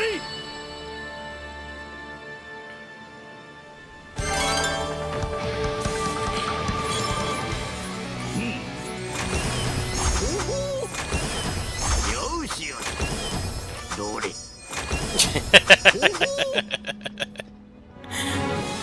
Yeah. I mean, they're obviously self-aware. Because most of the old grind has been basically removed. Just like things just dropping more in general, and then the roguelike mode being like the most efficient way to grind. You know, you do like a 20-minute run and you get like a ton of progress. And it's more interesting because it's a roguelike. It's not just doing the same boss over and over. But then they just kind of decided to do it again in a different way. These drop rates are comparatively a lot worse. Alright, he's done. Do I not even have his Terminus weapon? Well, that's gonna pose a problem, isn't it? Let's see, do I have that? How do I get that thing that makes it so I can craft it? Pretty fruitful otherwise.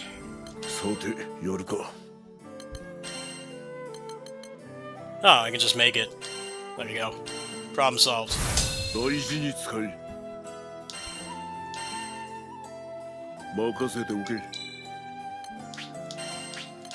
That was painless.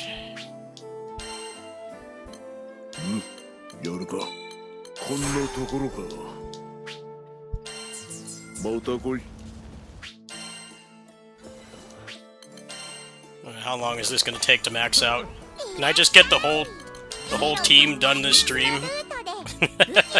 It's possible. Depends on how nice the bosses are. I need protocol fibers again. Alright, let's go do that really quick. どうもです。はい。この依頼を受けま、頑張ってください。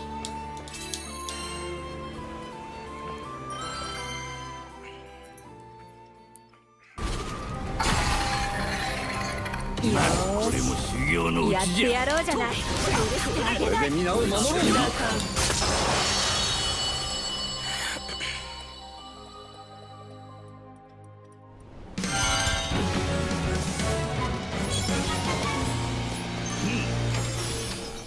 よふむふむ。どれ。よ。よしよし。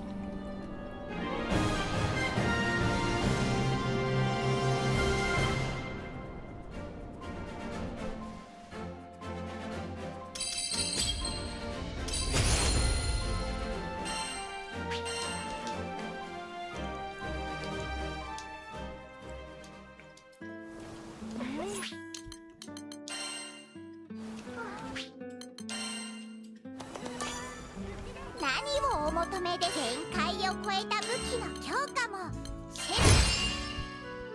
ここれは類またおね。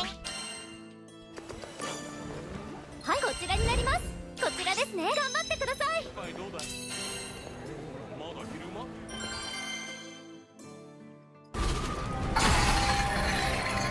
よーし、気をつやっけてやてやろうじゃない。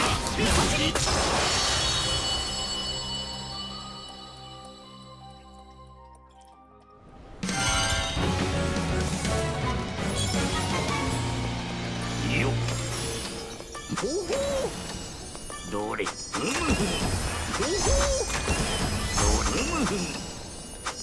しよしよ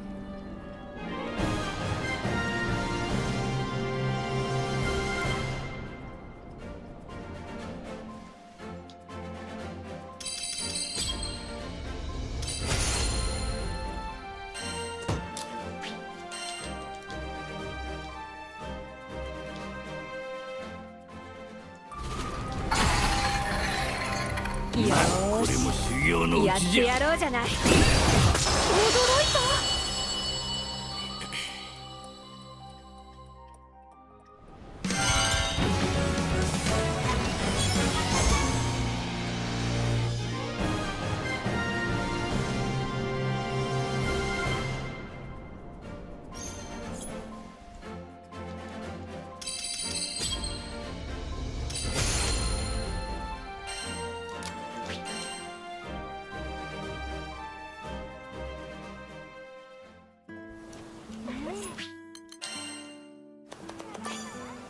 いらっしゃい。限界を超えた武器のこ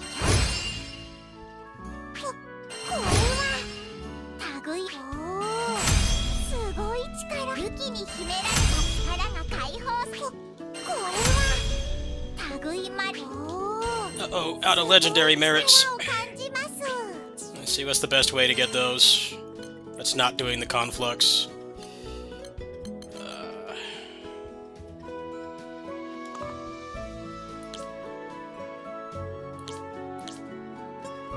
Anything that's just one boss fight.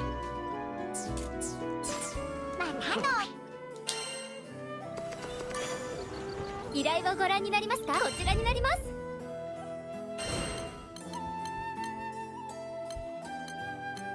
この依頼を受けますか。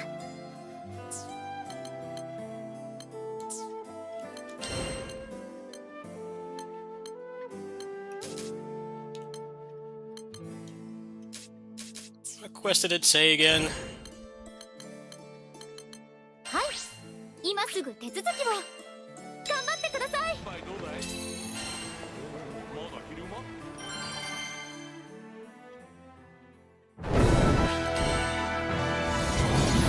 ラダイスロストどれ今度といくか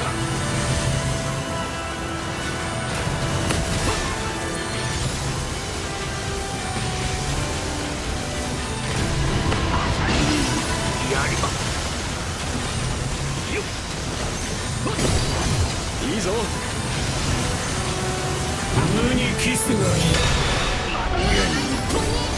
はいとかせ暗いっすよ。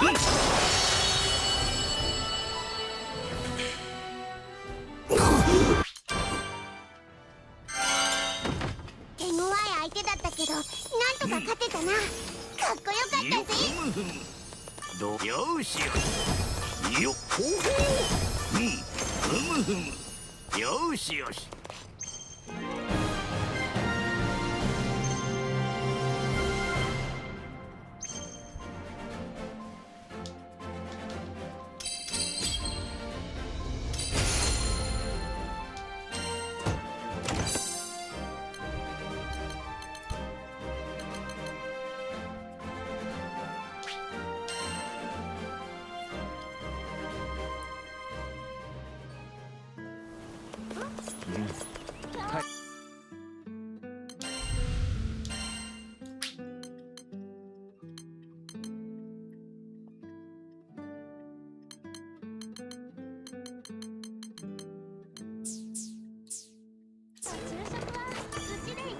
はい、受けたまわります。良い一日を。いらっしゃい。必要な品を集めていただければ武器に秘められた力が解放されました。 No, it's gonna make me do this now, huh? またおね。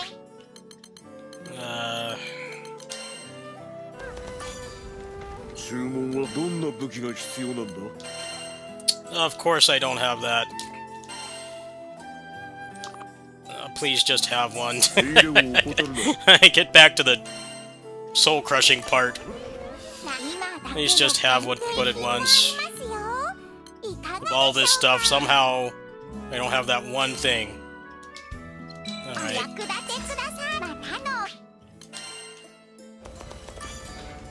聞くしか大抵の獲物は作れる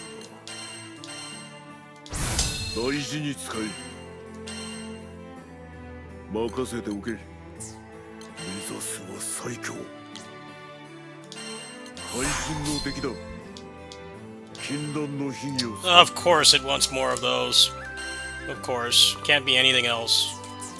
武器はお前を裏。 One thing I don't have after playing this for so long, it wants that. It doesn't want any of the other things I have. 今ならなかなかお目にかかれない一品もありますよ。 So many other things it could be. It has to be that. Oh, man. Such a pain in the ass.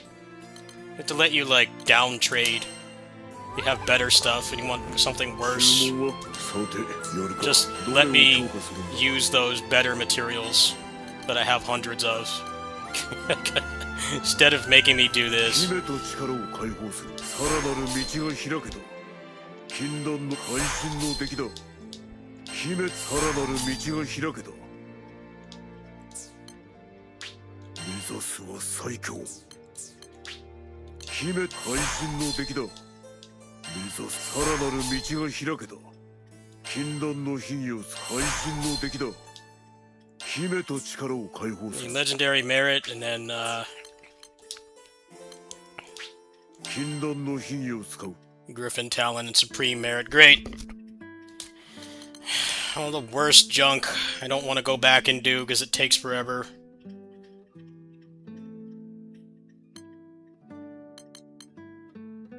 Alright, so let's go do like one boss fight. Of course, it's not going to be one that I can just do both on.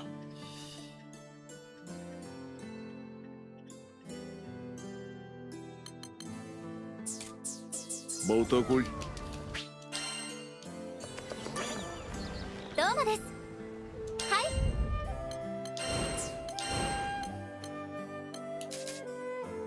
この依頼を受けますか？頑張ってください。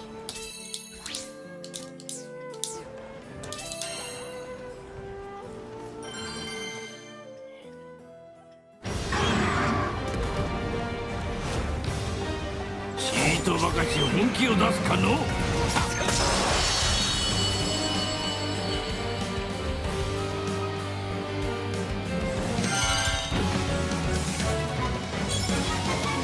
どれよっ。よしよし。ふんふん、めっけもんじゃわい。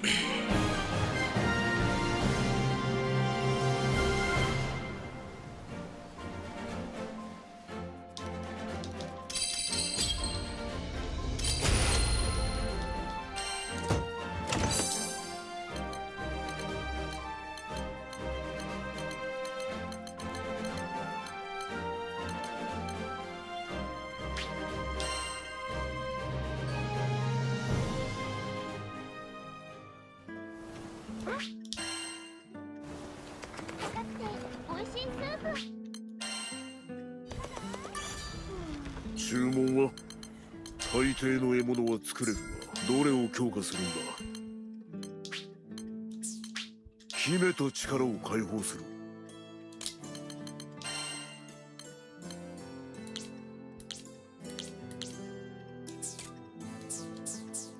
手入れを怠るなり。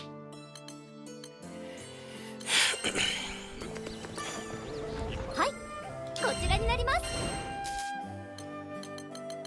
この依頼を受けますか？頑張ってください。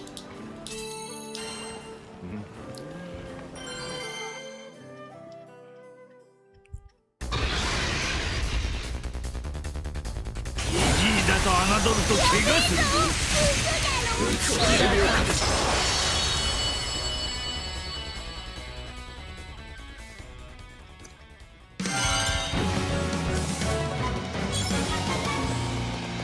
よっ、ほほう、どれ、よしよし、よっ、ほほう、よしよし。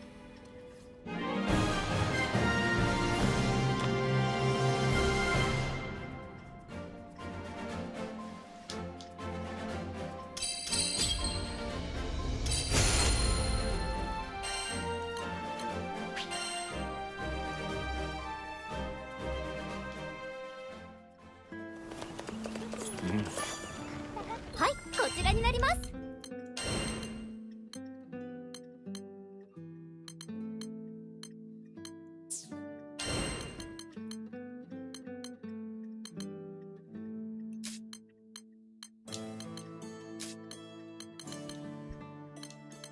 こちらですね。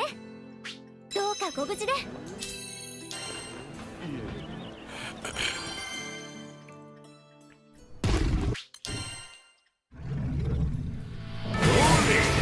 運動といくか。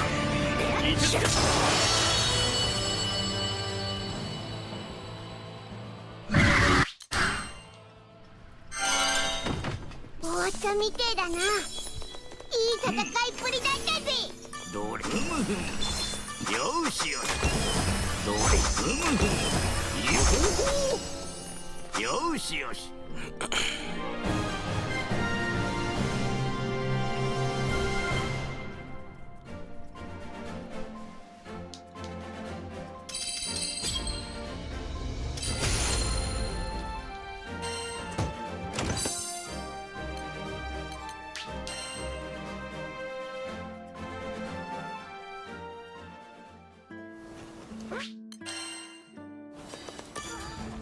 話を聞こう。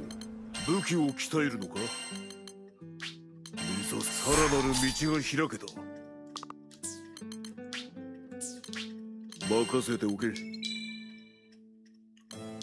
功だ。任せておけ。禁断の光。行こう。いざ最新の敵だ。任せておけ。こんなところか。任せておけ。よし。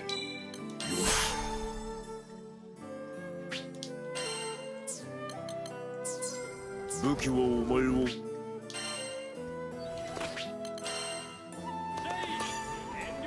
らっしゃい。限界を超えた武器の強化もシェロちゃんにお任せあれ。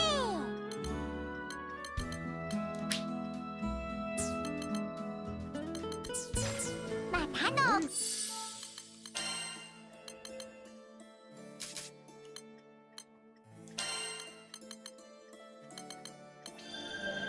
黒竜の刃は全てをうなつ新たな一面が見えたな。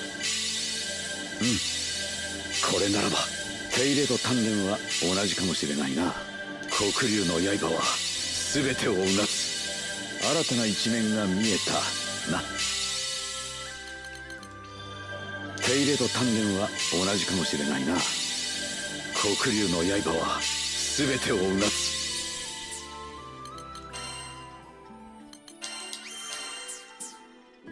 星をお待ちしてます。何をお求め、必要な品を集めていただければ武器に秘められた力を解放できま Oh, す I よ。 need more legendary merits. So I ran out of those, I guess. Alright, well, how many do I need? 20? Well, let's just go beat up またお願いし behemoth, because that's like a minimal cutscene boss fight.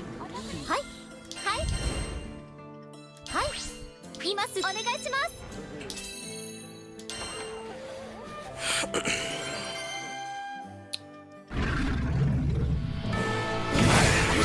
世のうちじゃ。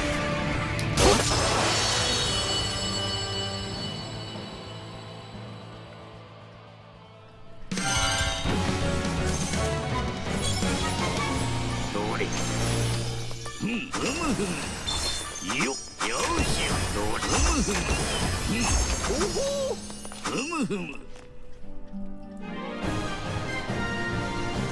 So ideally, by the time that his weapon is maxed out, I will have all of them maxed out on master traits as well. And then I can actually start doing the runs, because the runs is another grind. I don't know if people are aware of this, but when you finish the DLC, a whole other batch of meta progression unlocks. So, gotta grind through that too. But that will be a lot more fun than this, and I won't be using any cheats, so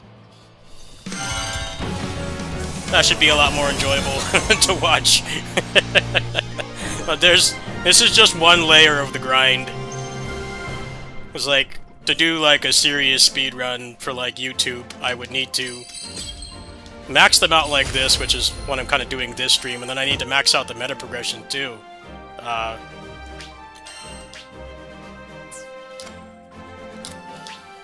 Let me get a couple more. I think there's going to be like one more. It's going to need a few more from.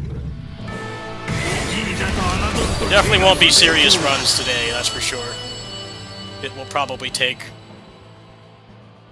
multiple sessions, whether they're online or offline, on stream or off stream, to start doing the attempts. There's a lot of power in that meta progression tree. There's not at the start, but when you unlock the second part of it, there's a lot of power in there, and I would imagine it could save you multiple minutes. So should be able to get them all maxed out today, unless the game actually gives me stuff quicker.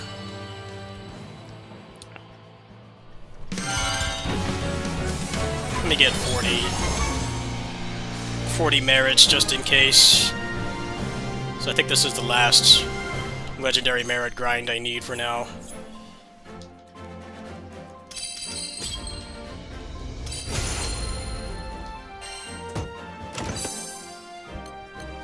One more should do it.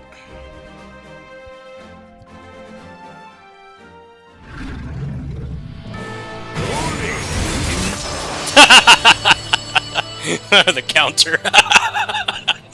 Is that the optimal kill there? Just put out a hitbox, he runs into it. Or optimizing a 1 second clear. Become the task. Yep, 1 second clear. Very good. Well, that's optimization right there. Alright, let's see how far he can get into his tree.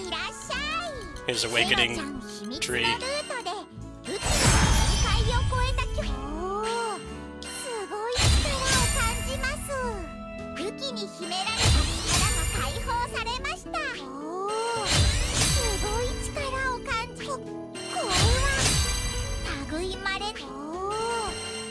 Alright, so now I gotta go do those again. Alright. In the meantime, he's going to get maxed out. So every, like, 12 runs is... About every 12 runs is enough to max out the MSP. Oh, that's right, I'm working on Lancelot first. Yeah, maybe I can get them both maxed out, depending on how he's feeling. If he wants to actually drop anything.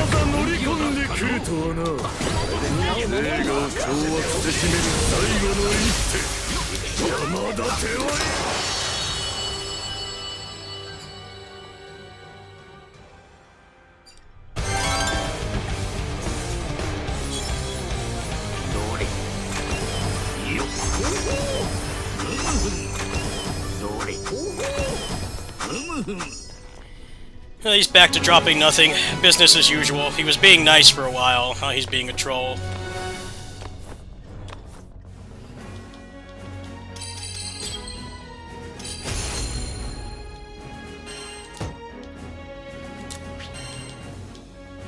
Probably maxed out on skill book soon. I should probably max out all the characters. 来るとはな。映画を掌握せしめる最後の一手、山立ては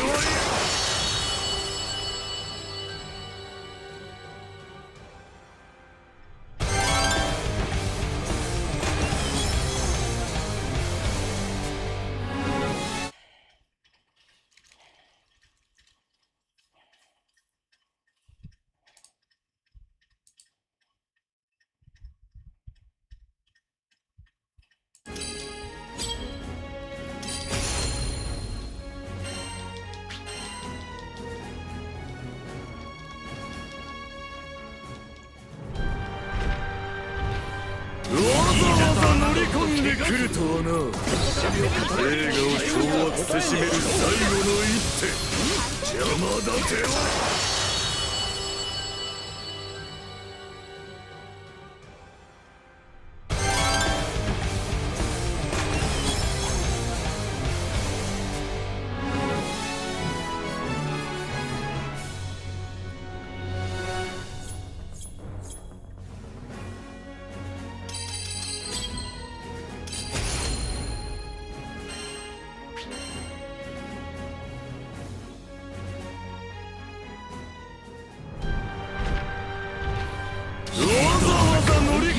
来るとはな。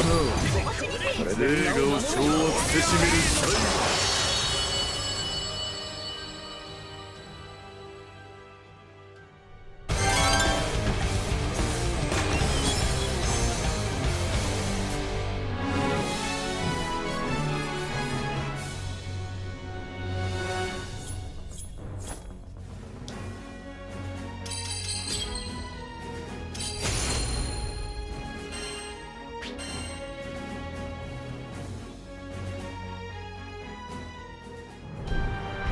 わざわざ乗り込んでくるとはな。映画を掌握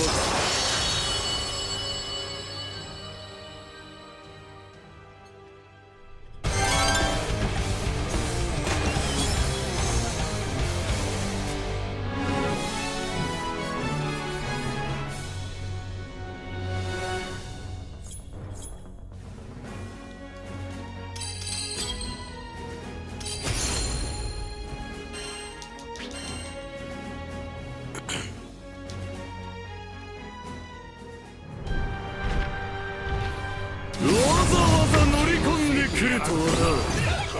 映画を掌握せしめる最後。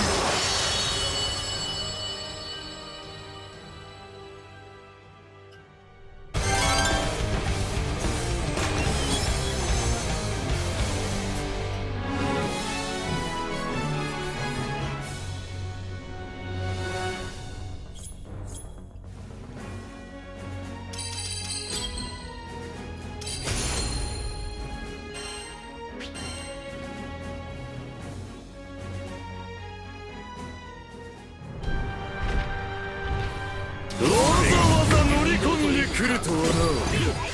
映画を掌握せしめる最後の一手、山立てはいる。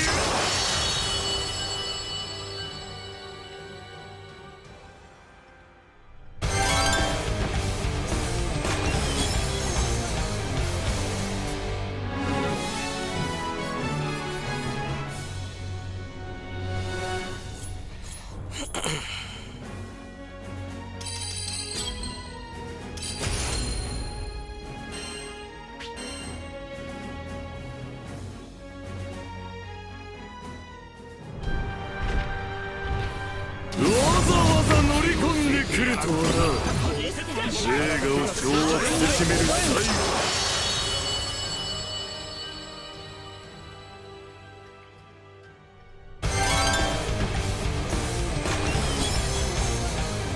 He hasn't dropped a single thing, by the way. I thought giving him a little break would give him some time to restock, but I guess not.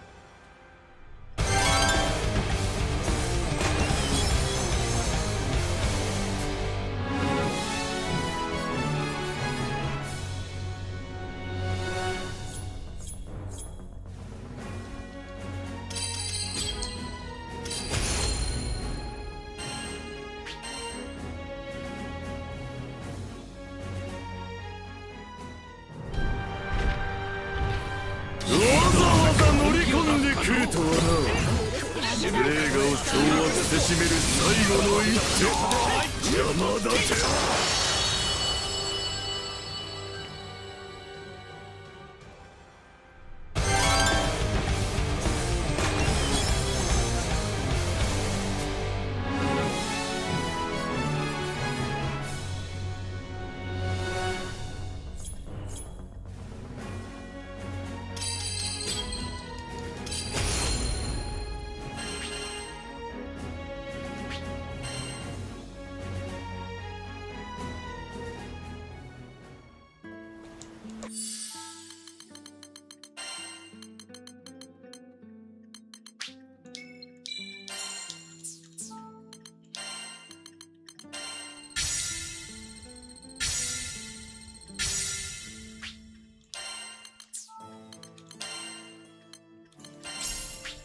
よし。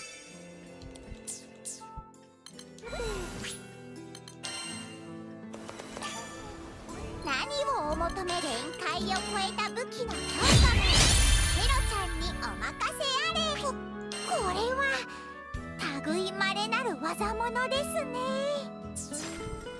またお願いしますね。いらっしゃい。はいはい、お楽しみ券をご所望ですか？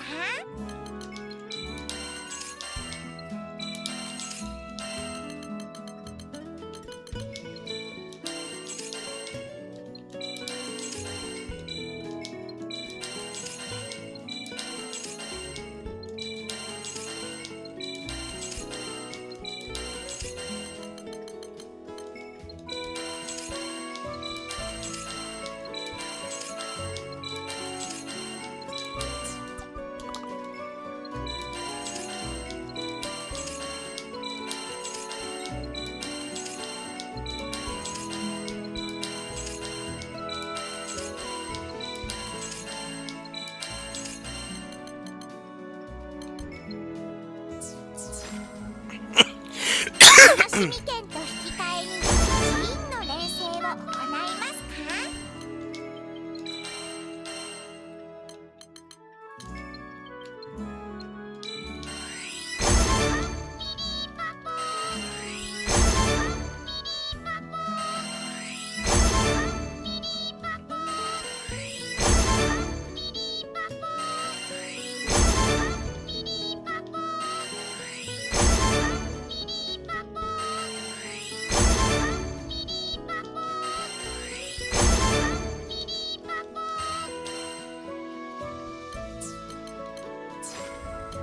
これらの品をいただければお楽しみ券をご用意できそうです。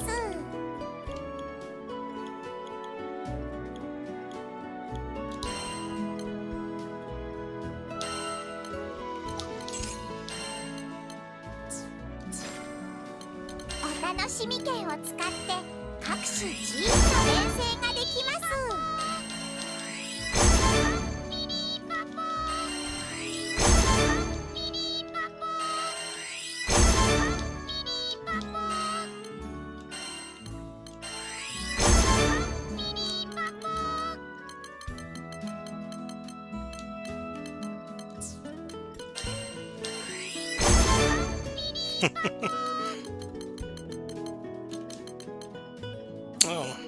Oh, I thought that was a warpath. Looking for a warpath right now.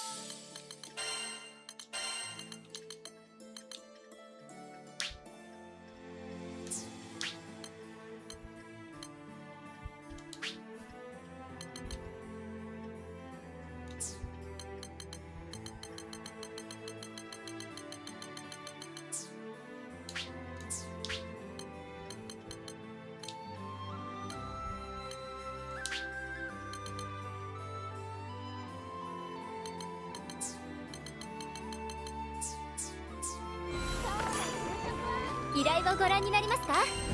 この依頼を受け頑張ってください。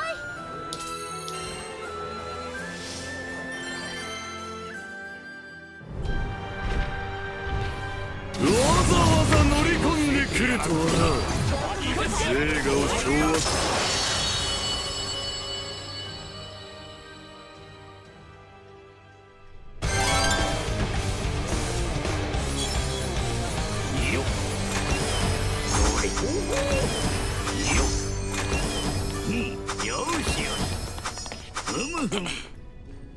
Need 5 of those drops. And then 1 more from the world. And I'm done. I'm gonna try to get it, but if there's a dry streak, I might I might rage quit. Those things just don't want to drop. It would be nice to be mostly done today. But I'm still gonna have to max them out entirely. I don't think that this is gonna give enough points to do it. Unless he's particularly stingy. Speaking of which, Entropy Effect update is supposed to get announced on Thursday. It might actually be Wednesday their time. They're saying it's a major update, so maybe we're going to get the Endless mode, a new character. We already know there's going to be at least 1 new character, and then probably the Switch 2 version, because I've noticed that the Switch version hasn't been updated in months. PC and mobile have like 3 more patches than the Switch version does, so maybe they're actually going to announce the upgrade. That'd be pretty sweet. 1080p, 120 FPS, and then like they're probably just going to give the Switch players like everything. That'd be pretty awesome. That'd be better than Steam Deck for me. We're supposed to hear about that this week. 2 to 3 days.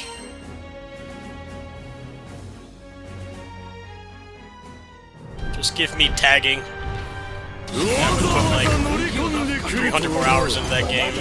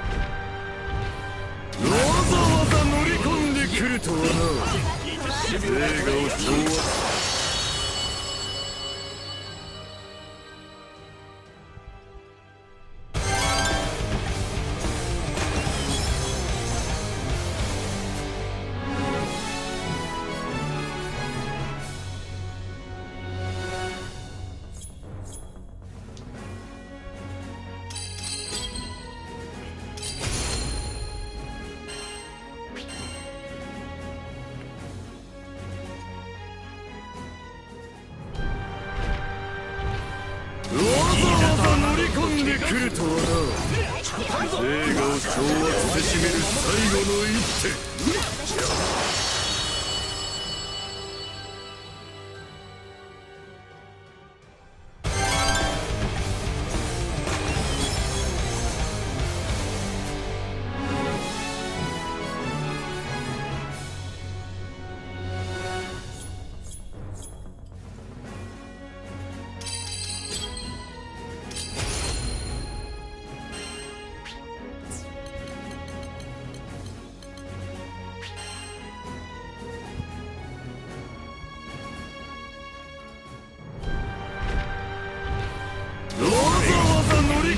来るとはな。映画を掌握せしめる最後の一手。邪魔だ手は。 2 more drops. So probably another full session of this because I'm gonna be maxed out on MSP soon.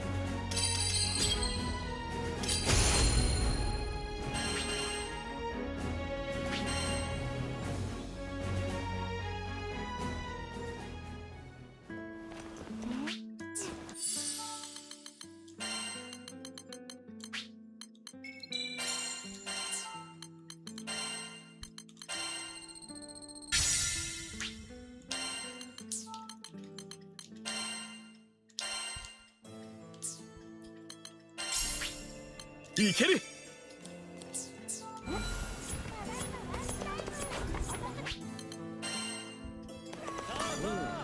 何をお求めで、はいはい。お楽しみ券をご所望ですか？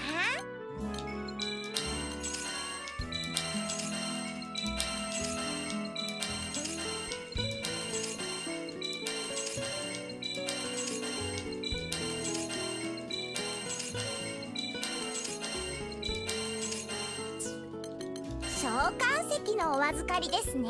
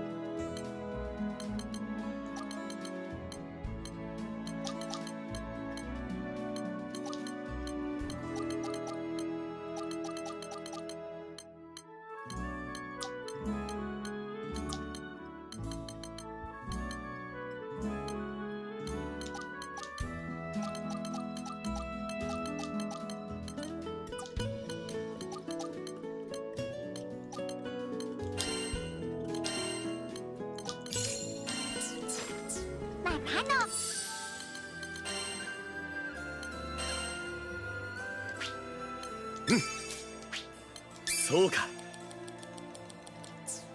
お越しを。はい、受けたまこの依頼を受けまどうかご無事で。わ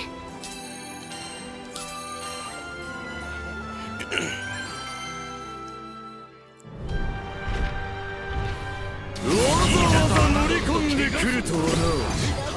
映画を掌握。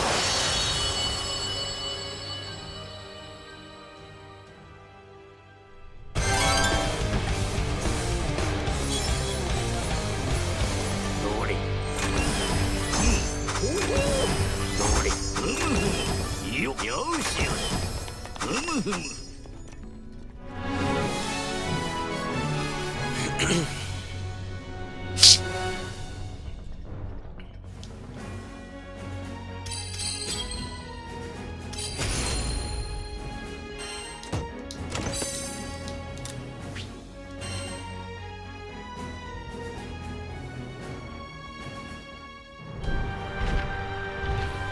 ざわざ乗り込んでくるとはな。映画を昭和。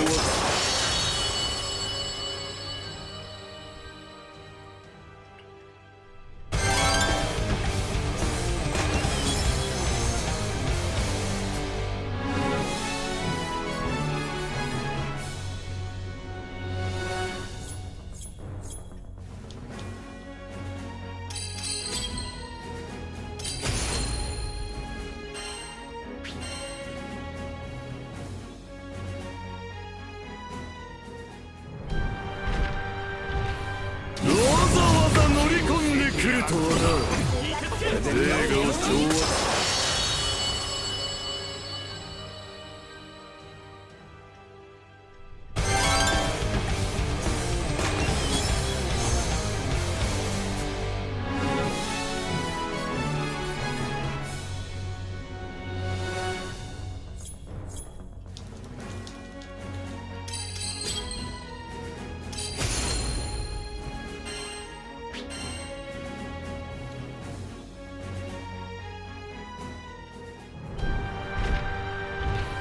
わざわざ乗り込んでくるとはな。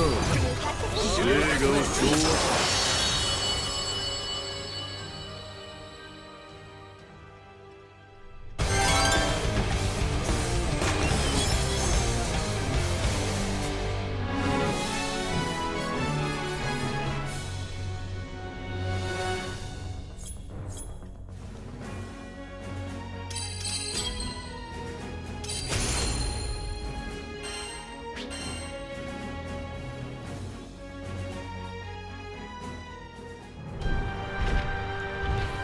わざわざ乗り込んでくるとはな。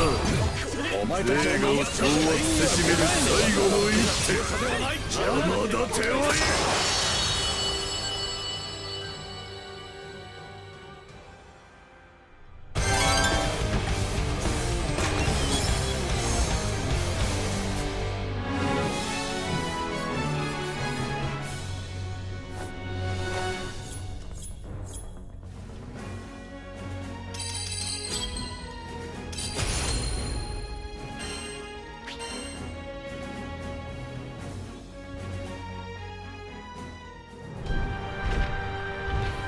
わざわざ乗り込んでくるとはな。 What's up, Alvi? 映画を昭和。 Yeah. Just mindless grinding. Drop rate's worse than the Mihoyo gacha game, somehow. How you doing, man? Haven't seen you in a while. Yeah, I saw that. I think they responded pretty well. But, yeah, doing that the day after SUDQ doesn't look the best. They owned up to it. I don't really see too much of a problem with it.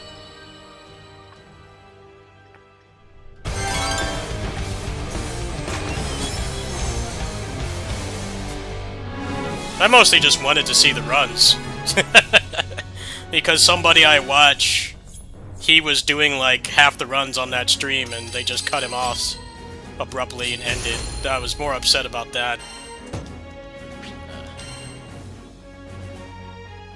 Not a lot of people know who owns SNK, so I don't really fault them for it.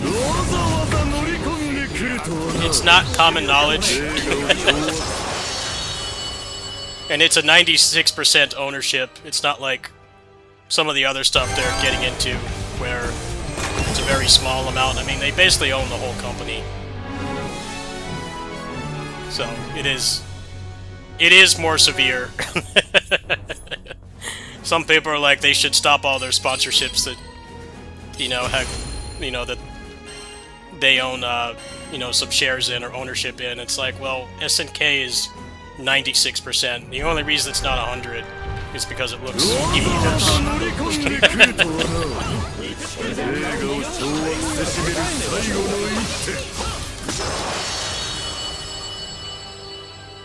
The people at the top of all these companies generally aren't very good people, so it really isn't much difference. The thing that makes it different is how much of the company they own compared to, like, other stuff.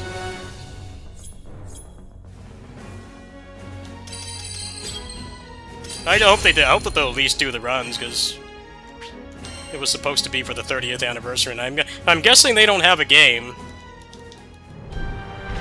I think that there was supposed to be, like, a new Metal Slug, a brand new one, but looks like they're gonna miss the 30th.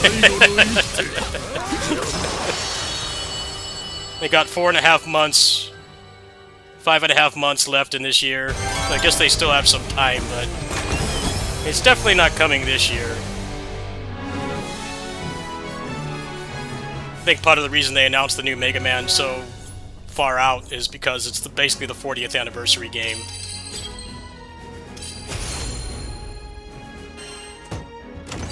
The 25th anniversary infamously had nothing. And some people are like, why are they announcing it for next year? It's like, because it's the 40th anniversary game, that's why.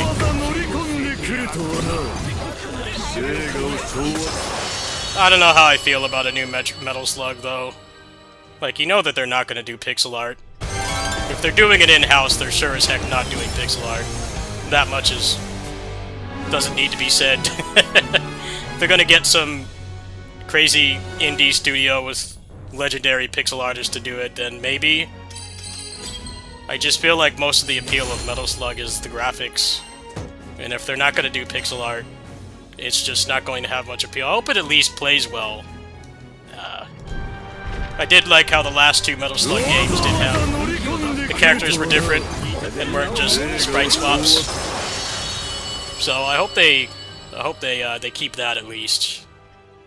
But if it just looks like another 3D side-scroller, I don't know how much appeal it's going to have. I mean, they've made a pretty big push to go 3D, and they've gotten it to a pretty good spot now, I'd say. KOF 14 was put through the ringer for the bad models, character models that were far behind all their competition, but City of the Wolves models look pretty good. I think they look more appealing than SF6 models, because they're not going for realism. It's still, like, stylized. The Metal Slug pixel artists themselves have been gone for, like, 20 years. Am I liking the deadweight mod? There's a new update for it. Did you see that from the, Stylish Action News video? I'm trying to do those, like, not spamming them, just like when there's actual interesting stuff going on. So there probably won't be another one of those videos for a while. I try to have like 3 major mod updates per video. 2.2? Yeah, that's the one I have. Nero main. And somebody named Nero main asking me about Nero mod. Yeah, that checks out. Yeah, I have the new one. I'll probably put up some videos of it in LDK. But I've got one of those up on my Patreon right now, but it's kind of outdated.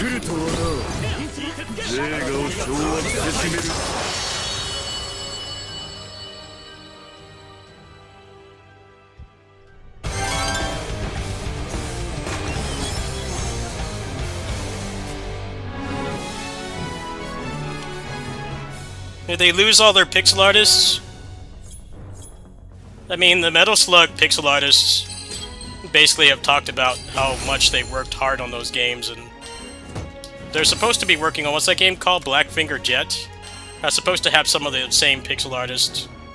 The problem with that game is it's 2.5D, it's not full 2D, so it doesn't look that great, to be honest. I get that they're taking shortcuts. At least the pixel art is real, but I'm not too keen on them doing like 3D backgrounds. It still looks good, but not as good as you want it to.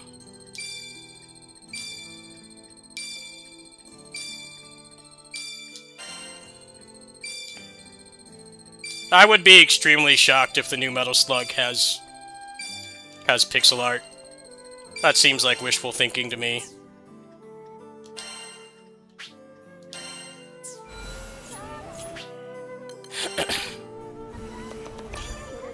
It's probably going to be like Contra Operation Galuga, which like wasn't a bad game at all, but it had a very cheap feel to it.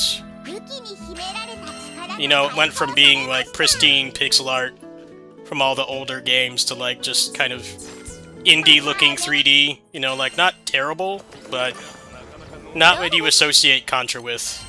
At least if you grew up with the games like I did. So, I'm sure the Metal Slug is going to be like that. It'll probably be the best playing one. But I don't think it's going to have like pixel art that's going to stand the test of time for decades, like the old ones. I'd be shocked if it did. It probably won't.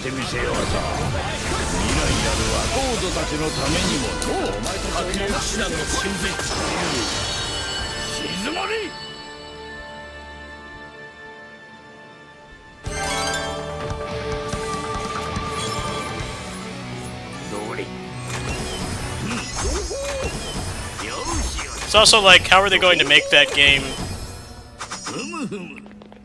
How are they going to make that game appealing to a modern audience unless they're going to just straight up make it a roguelike? It's just hard to justify making that much pixel art from scratch for something that you can finish in an hour.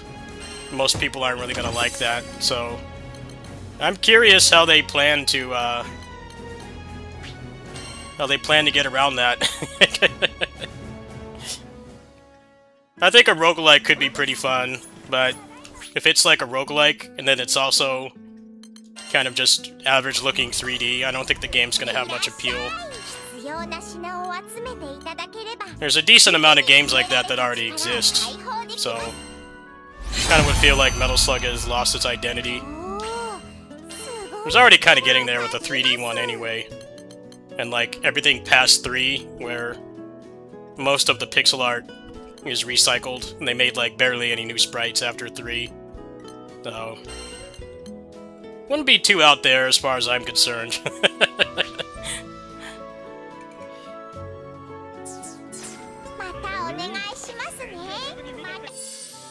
Alright, so now I need to max him out, and that's probably going to take another 20 runs. Alright, let's see here. Oh yeah, I was going to use these books. Let's max everybody out.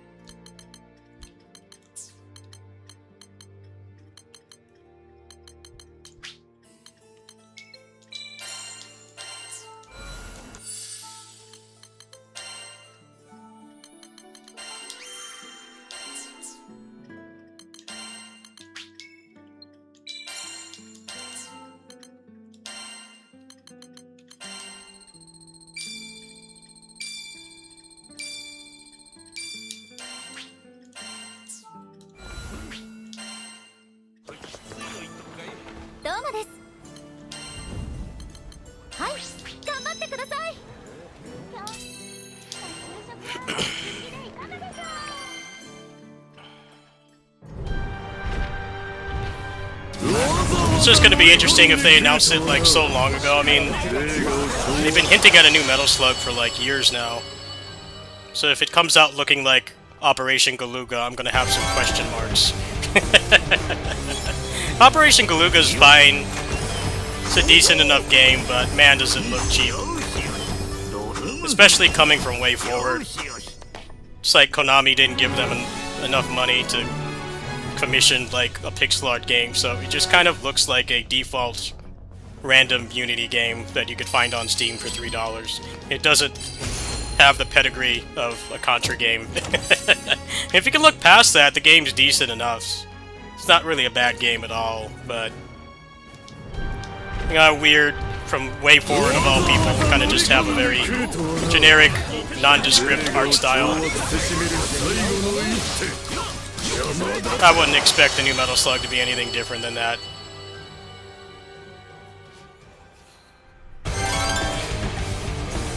Unless they pull a Metal Slug Tactics and they get like a crazed French studio.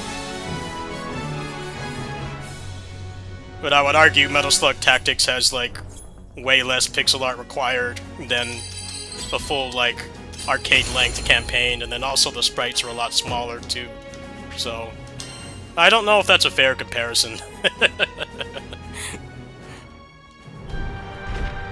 Metal Slug sprites, at least for like the human characters and the enemies, are like not that big, but they are quite a bit bigger than what's in Metal Slug Tactics. I don't know, maybe they're gonna shell out for it. You never know.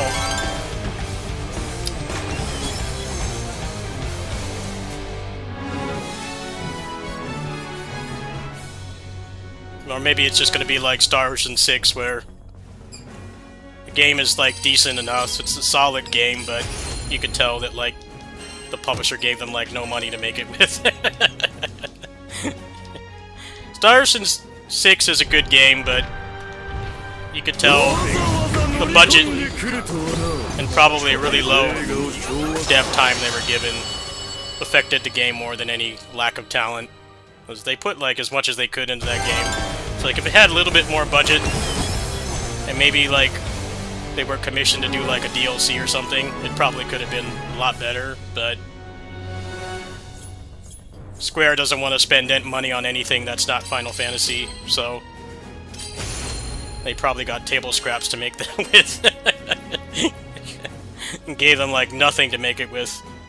I think it's a pretty impressive game considering the very obvious low budget.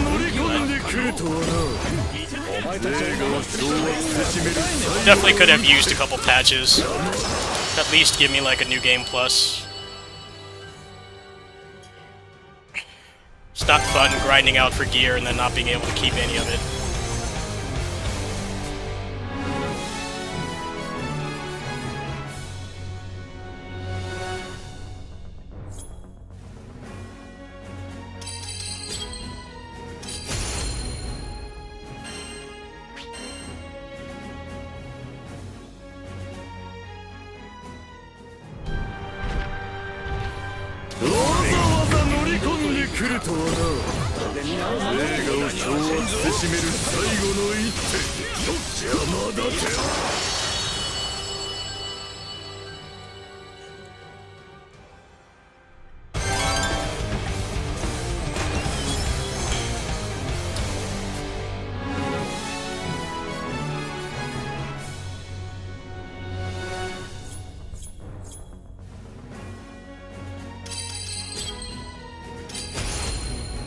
I think the new Mega Man doesn't look particularly great either.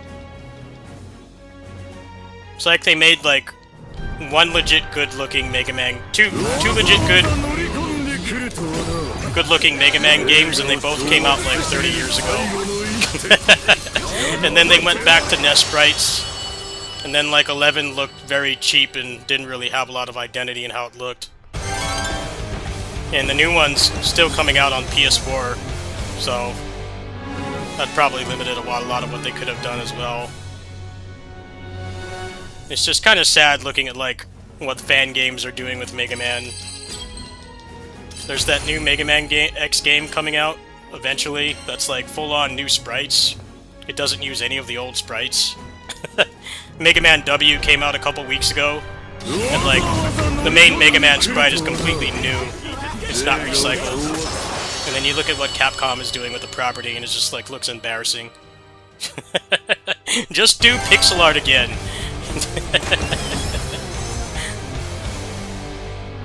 I guess it doesn't help that, like, you know, decent-looking 3D that doesn't really have a lot of identity is just so much more prevalent than even when Mega Man 11 came out. Because now, like, pretty much every cheap Steam game and, like, mobile game looks like that now. They don't want Mega Man to stand out. You got Mega Man 7 and 8, great sprites, and then they just kind of gave up. Dual Override should play pretty well, though, at least. I think like 3 more runs of this, and go back to town.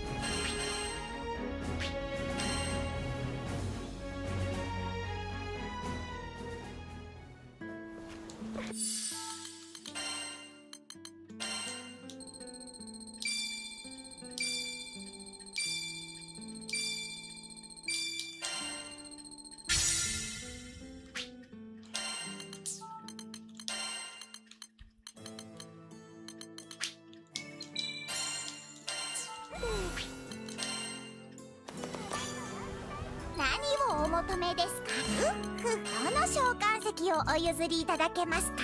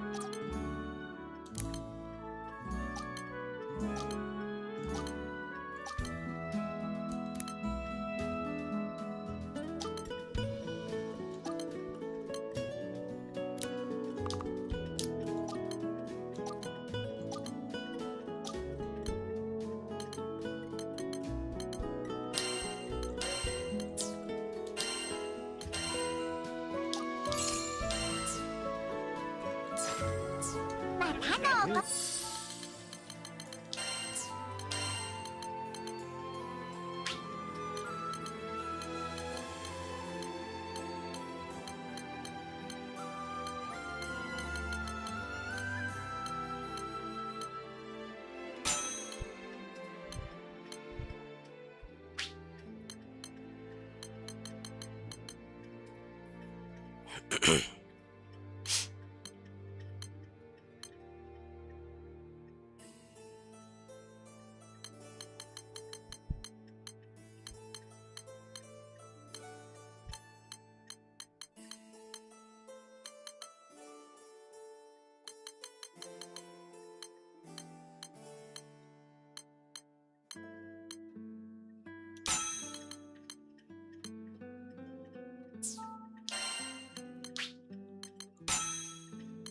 No, you can just put all these on, huh? Just have 4 Beelzebubs. Well, that's actually not ideal, though. Let's see what else I got in here after all that grinding.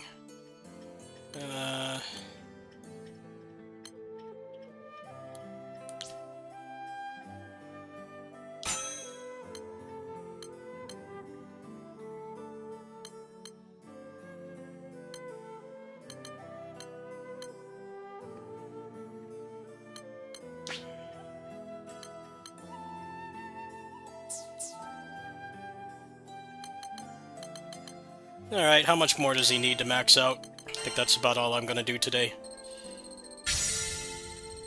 Probably another 10 runs? 10, 15 runs? Alright, we'll go ahead and do that. And just be done with it for tonight.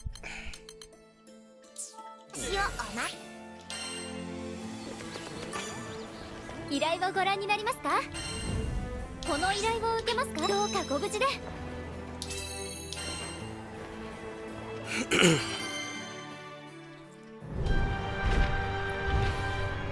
ざわざ乗り込んでくるとはな。映画を掌握せしめる最後の一手。邪魔立ては許さぬ。ベルト。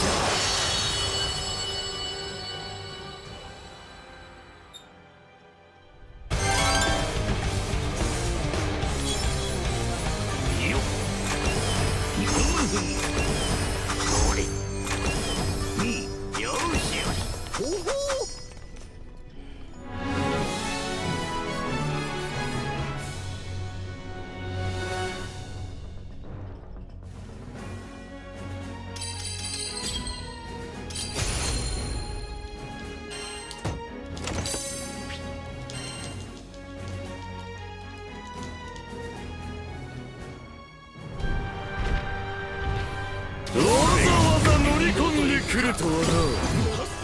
映画を掌握せしめる最後の一手。邪魔。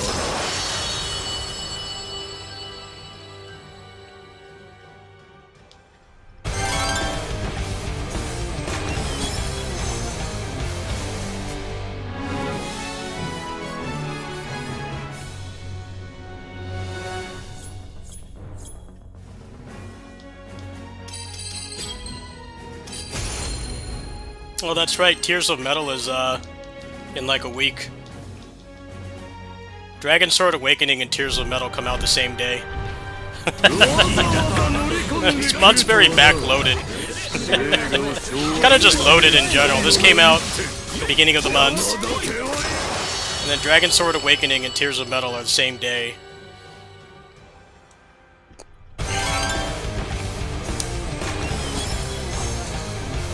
Want me to not sleep covering all these games and I'm only one person. Well, I should be done with Dragon Sword Awakening by the time that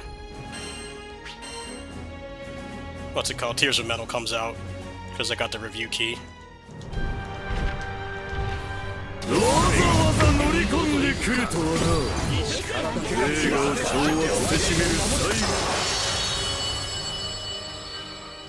Alright, maybe like 8 more times. Should be enough to max it out, hopefully.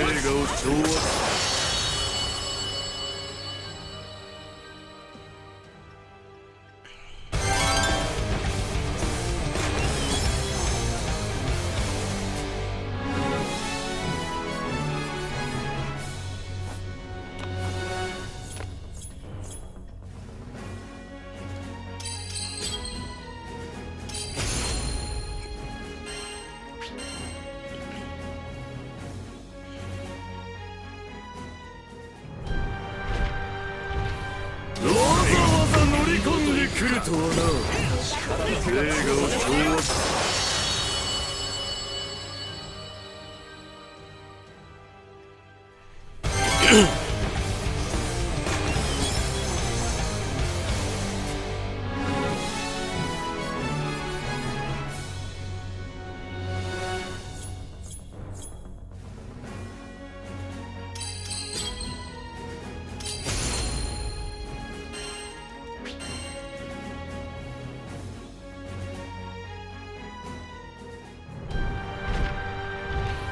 わざわざ乗り込んでくるとはな。映画を掌握。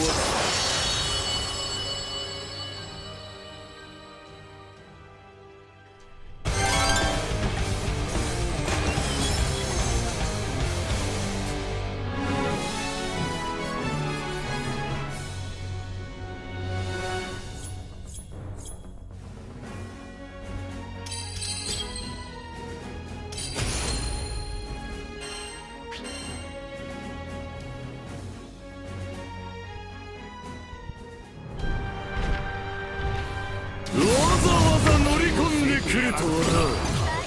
映画を掌握せしめる最後の一手。邪魔だ。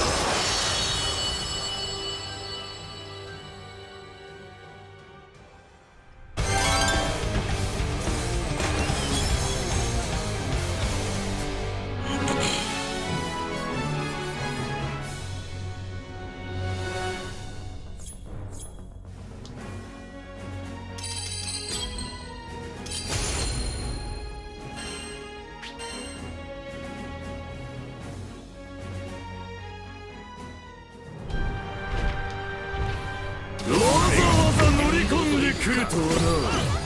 映画を掌握せしめる最後の一手。邪魔だて。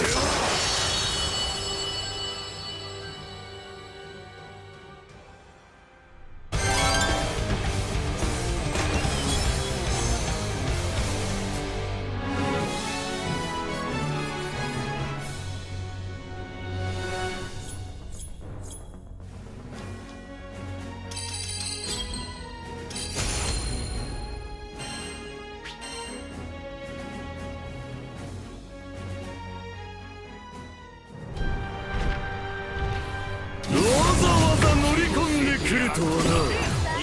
映画を掌握せしめる最後の一手。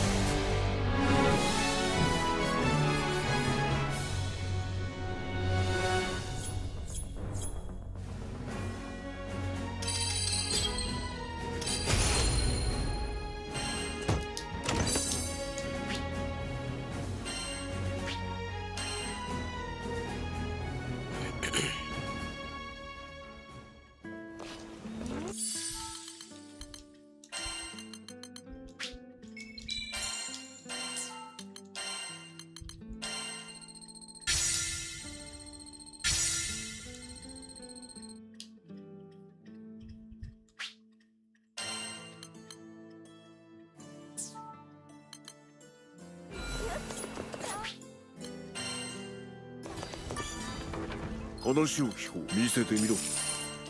手入れを怠るなよ。It's gonna take 2 more trips.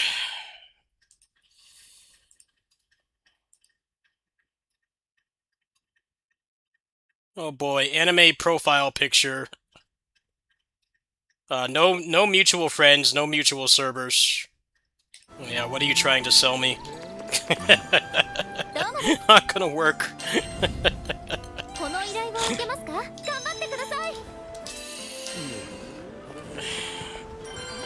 Here, buy my art. That's totally not AI generated. And click on this link so I can compromise your account. Nope.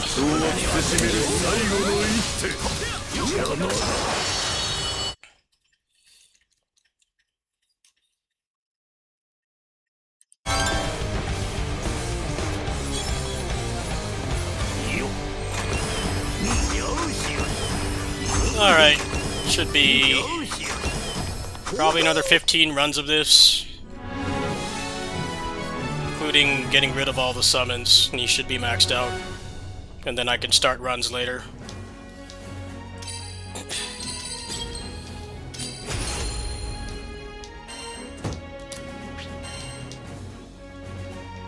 Actually has given me quite a few drops, so maybe if I decide to do another character, I might not have to do much more of this.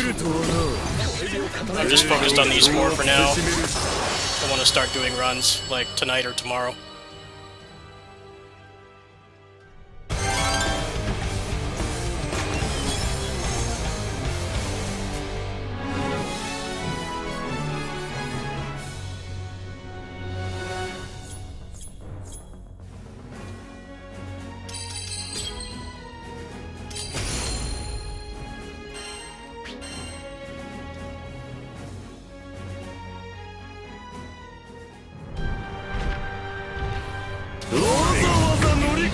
来るとはな。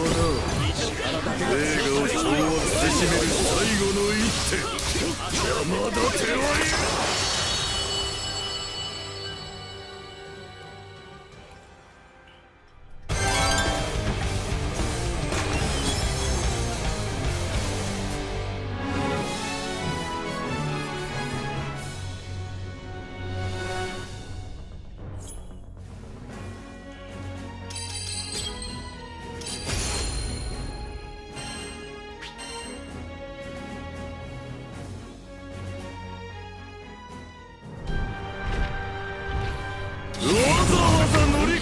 来るとはな。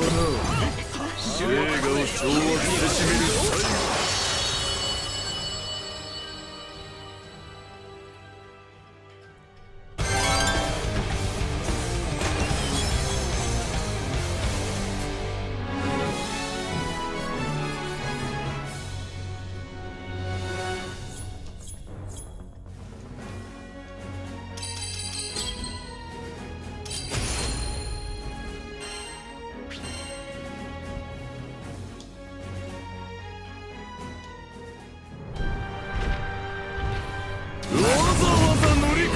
来るとはな。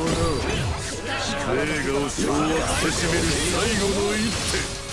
山立てはい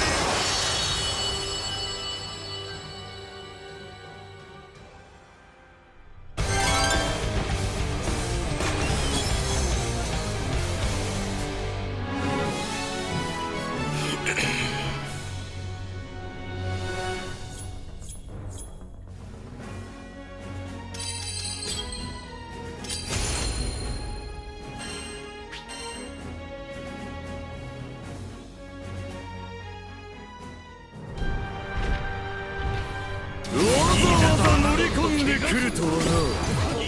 映画を掌握せしめる最後の一手。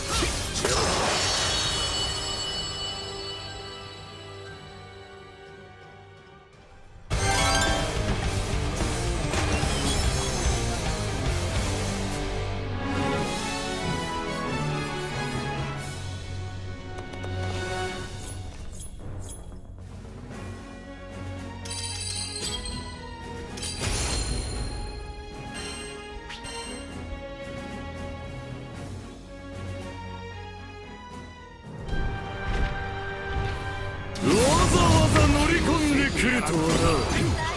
映画を掌握せしめる最後の一手。邪魔。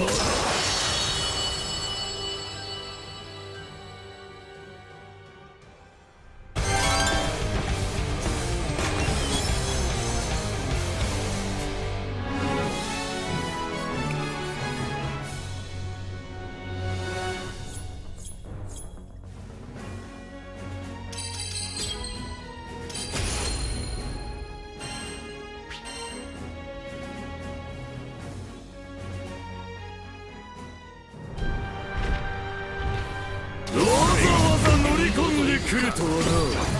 映画を掌握せしめる最後の一手。邪魔だ。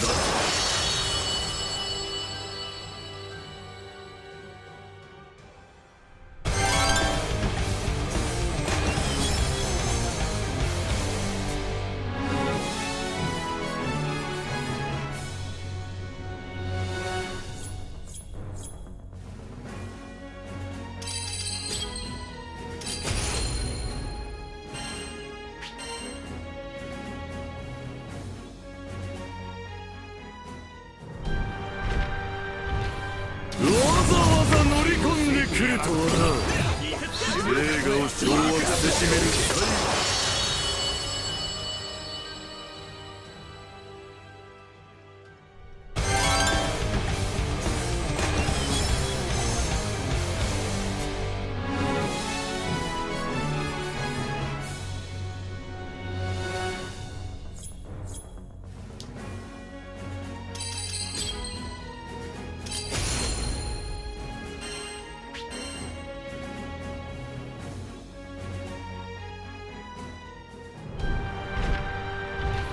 わざわざ乗り込んでくるとはな。映画を掌握。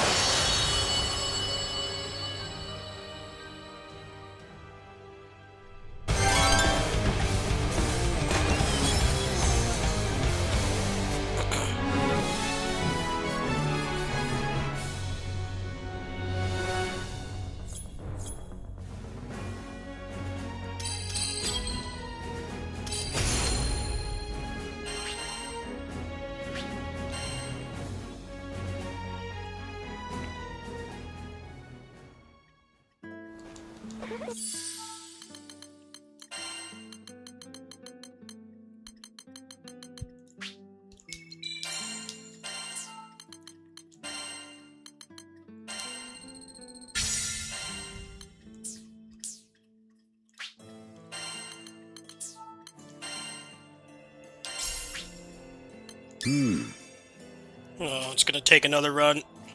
How much is this gonna take? 256 and 64, about 80,000. Okay.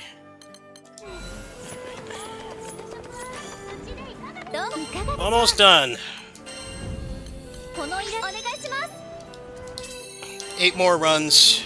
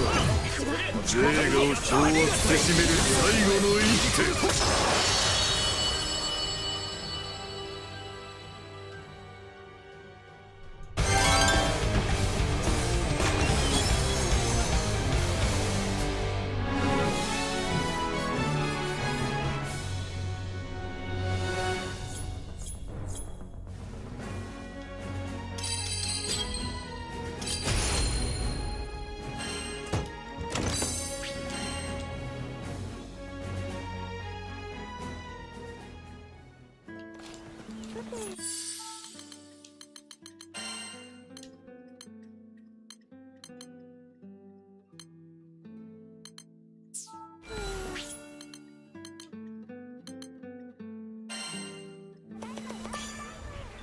らっしゃい。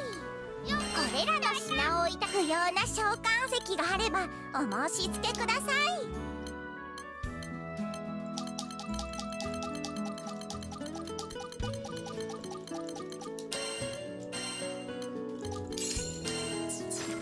またおね。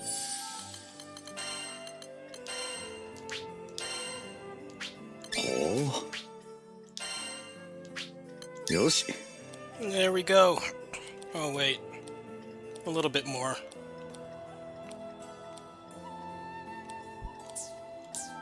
$88,000. ブレジャーで交換したいも A の。 little bit more. 召喚石のお預かりですね。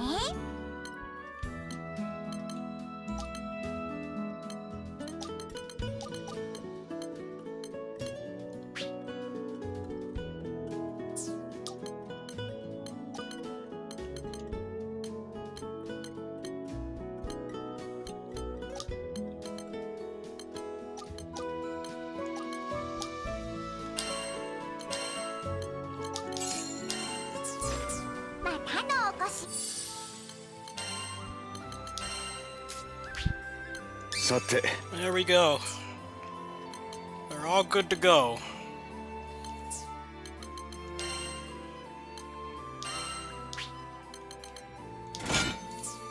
Alright, folks. I'll probably do some runs later tonight. But I'm going to take a break. Thanks for watching. We'll be back later tonight. Start the second part of the grind, which is basically grinding out the meta progression tree. And getting all the quests in there in the meantime. That's going to be the next grind. And I'm going to take a break. 新しい異物か？どれ？ Probably play some Dragon Sword Awakening 激 to レアもんだぜ。 wear this off a bit. Yeah, that was pretty efficient. The fact that it took like 150 kills is kind of a problem, though.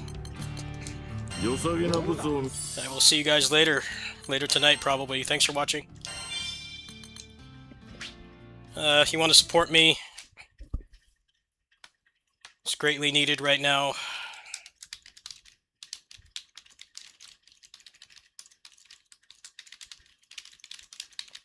Just a reminder, the Patreon is no longer just a tip jar. There's actual exclusive content on there, so if you're interested in that, go check it out.